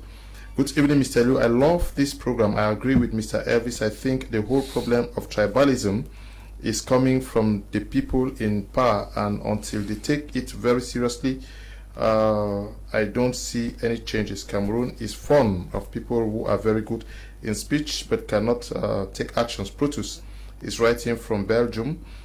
Good evening, Mr. Liu. Any panelist? It's Maxim writing from Sancho rather. The military has done a good job. Doctor should understand that the military is still protecting the president and other officials. Okay. Colette writing from Yaoundé says, good evening, Mr. Liu. I love your program and especially the Pan-Africanist. Okay. Now we are getting information that the United Nations Security Council held, and they are ordering the military in Mali to return to their barracks. That is the information that we are getting as breaking news. The United Nations Security Council has asked the Malian military to return to their barracks. Good evening once more, Mr. Liu. Tribalism kills socialization in Cameroon. This one says there has never been an issue of indivisible. We intermarry for Christ's sake. Tanto Alfred is writing from Limbe. Now, how do we stop tribalism and hate speech? It is true that 100% it cannot be stopped, but how do we reduce it? The only thing you can do now to stop tribalism and hate speech, one, is to restructure the educational system that will inculcate values of citizenship, which is missing. Point number two, if you want to stop tribalism and hate speech, the present regime should go on leave. If you maintain the same system, they will give you the same effects every day, disguising as if they have repented, when they will never repent. An old baboon, it's difficult for you to change that baboon when it's used to climbing trees. And so we are at a crossroad. We should be thinking that let us put new people now, new things, new everything, so that we get a new system in place. If you have these two things, new people in place who come in place with new educational system, and then when they come in place, they'll be able to inculcate new system, because a perfect overhauling of the system and orientation is needed. Okay. If not, we'll be wasting our time. Yes, the Pan-Africanist, how do we get Cameroonians to see each other as brothers and sisters, and not necessarily as a Nkwa or as a Bamileke or as an Ikan? I think that the government should start seeing that they are serving the interests of their citizens. That should be the first thing, because it has been promoted, because the population of the 85%, as I described, that lives in abject poverty, sees the government like the one who has killed that elephant, and so people are running in as tribes to go and get in their own share. So the government has to change and be for the interest of their own citizens first, in order to harmonize their people, where nobody begins to say you are a Bamileke. So it starts from the father. It is a father that assembles the children at home. It is a mother that assembles the children at home. So the head of state and his administration should work towards harmonizing Cameroonians and stop creating all these divisions. Why all the divisions? If we are talking of Cameroon is one and you indivisible, why all the divisions? So it is these divisions that continues to promote tribalism, and it is the state that makes all these divisions. So I am saying that it has to begin at the level of the state. And Mr. Liu, I go on to finally say this. You see, this is a mentality that we received in 1960, whereby in the United Nations we are the 15%, meaning that we have the identity of a slave. That is why we are called a third world nation.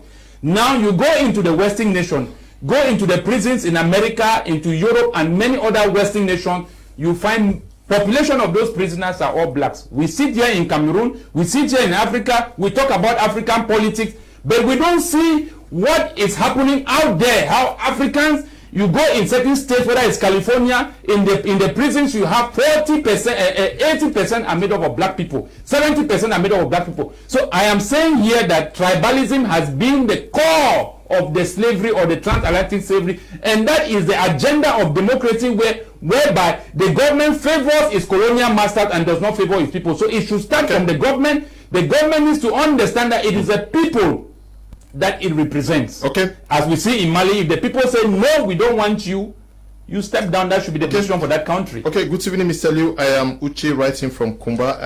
I and my mom are watching the program. Keep the lights brighter. Okay, Uche, good evening to you, and extend greetings to your mom.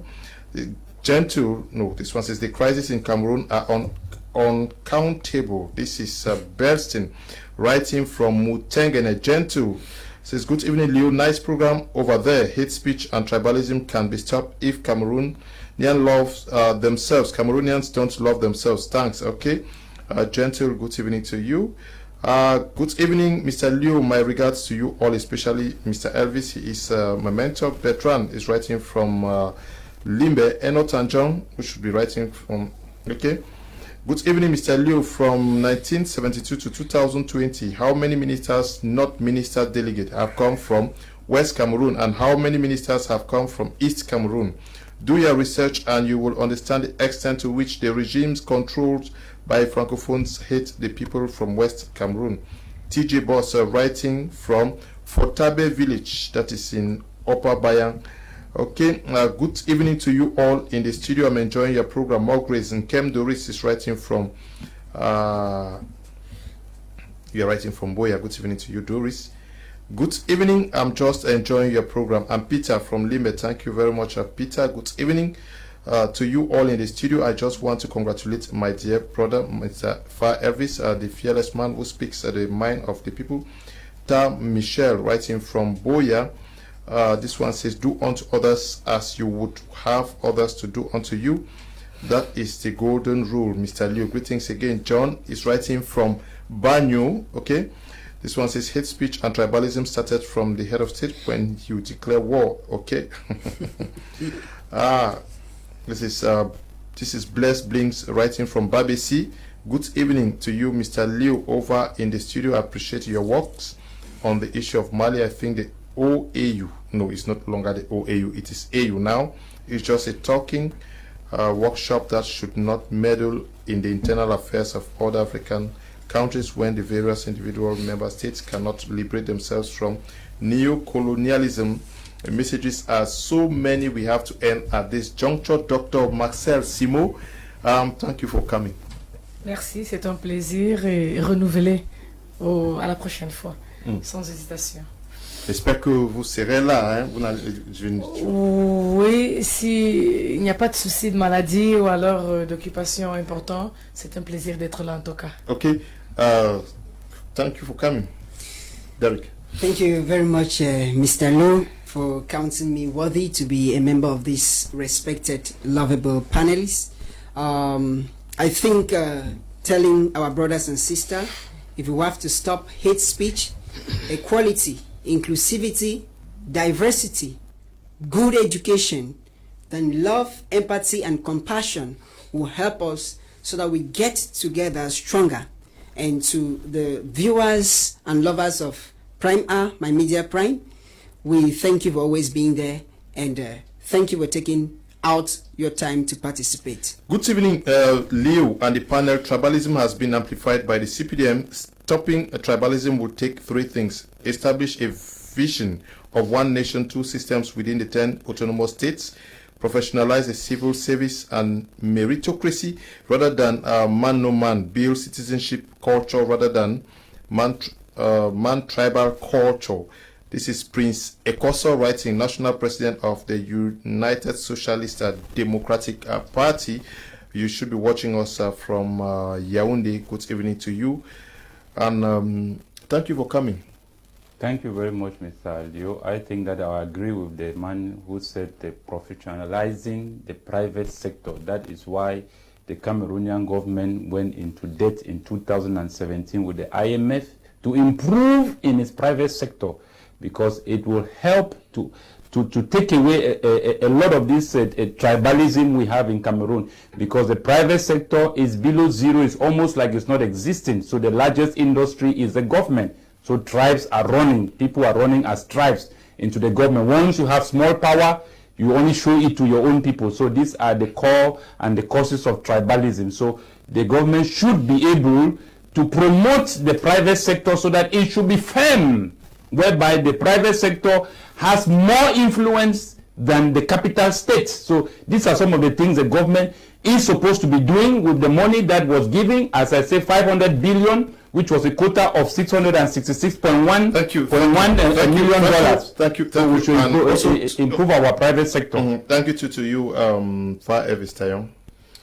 Thank you very much. While calling on the Yaoundé regime that instead of organizing kangaroo marches in front of the U.S. Embassy, help us solve this problem. We need an end to the killings in the northwest, southwest, and not street protests that are backed up by military personnel in the name of protest. We beg you. I know Dr. Simo will take the information to Yaoundé. Okay, this media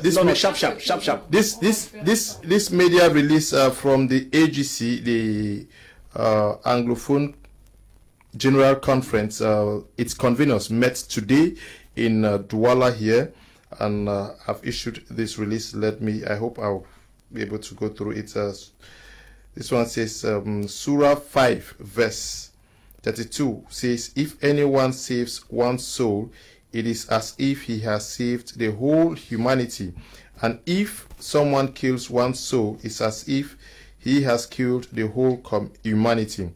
The Bible in the book of John 10:10 says, I came so that you may have life and have it abundantly.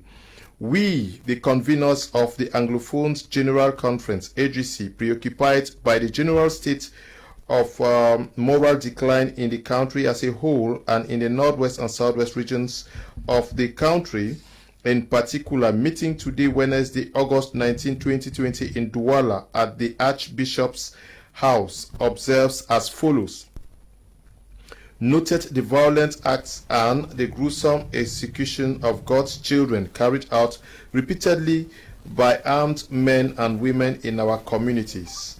We condemn all inhuman atrocities that go against the sacredness of the human being.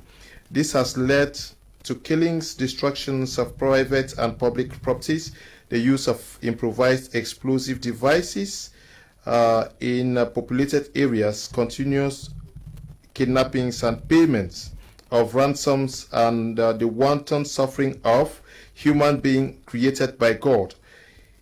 Hearts continue to bleed as we live in total trepidation because of the gruesome killings of Miss Chiri Comfort Tumasang in Moyuka on August 10, 2020, Besem Eno in Tiko, August 12, and the killings of 7 civilians in Mautu, Moyuka on August 14, 5 civilians killed and houses set ablaze in Ikata, Moyuka yesterday, August 18.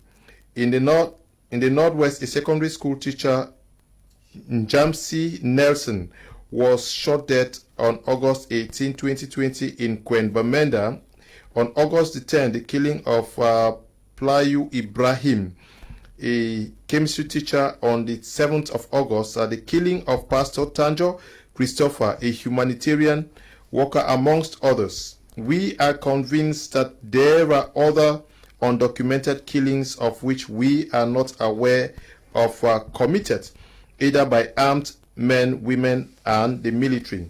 We disapprove all these immoral actions as solutions to the ongoing crisis. We equally pray for the conversion of the masterminds and perpetrators of inhumane acts. We also pray for the victims and their families. Therefore, strongly advise the government to organize a credible mixed commission made up of religious organizations, civil society, and community-based organizations, and the government.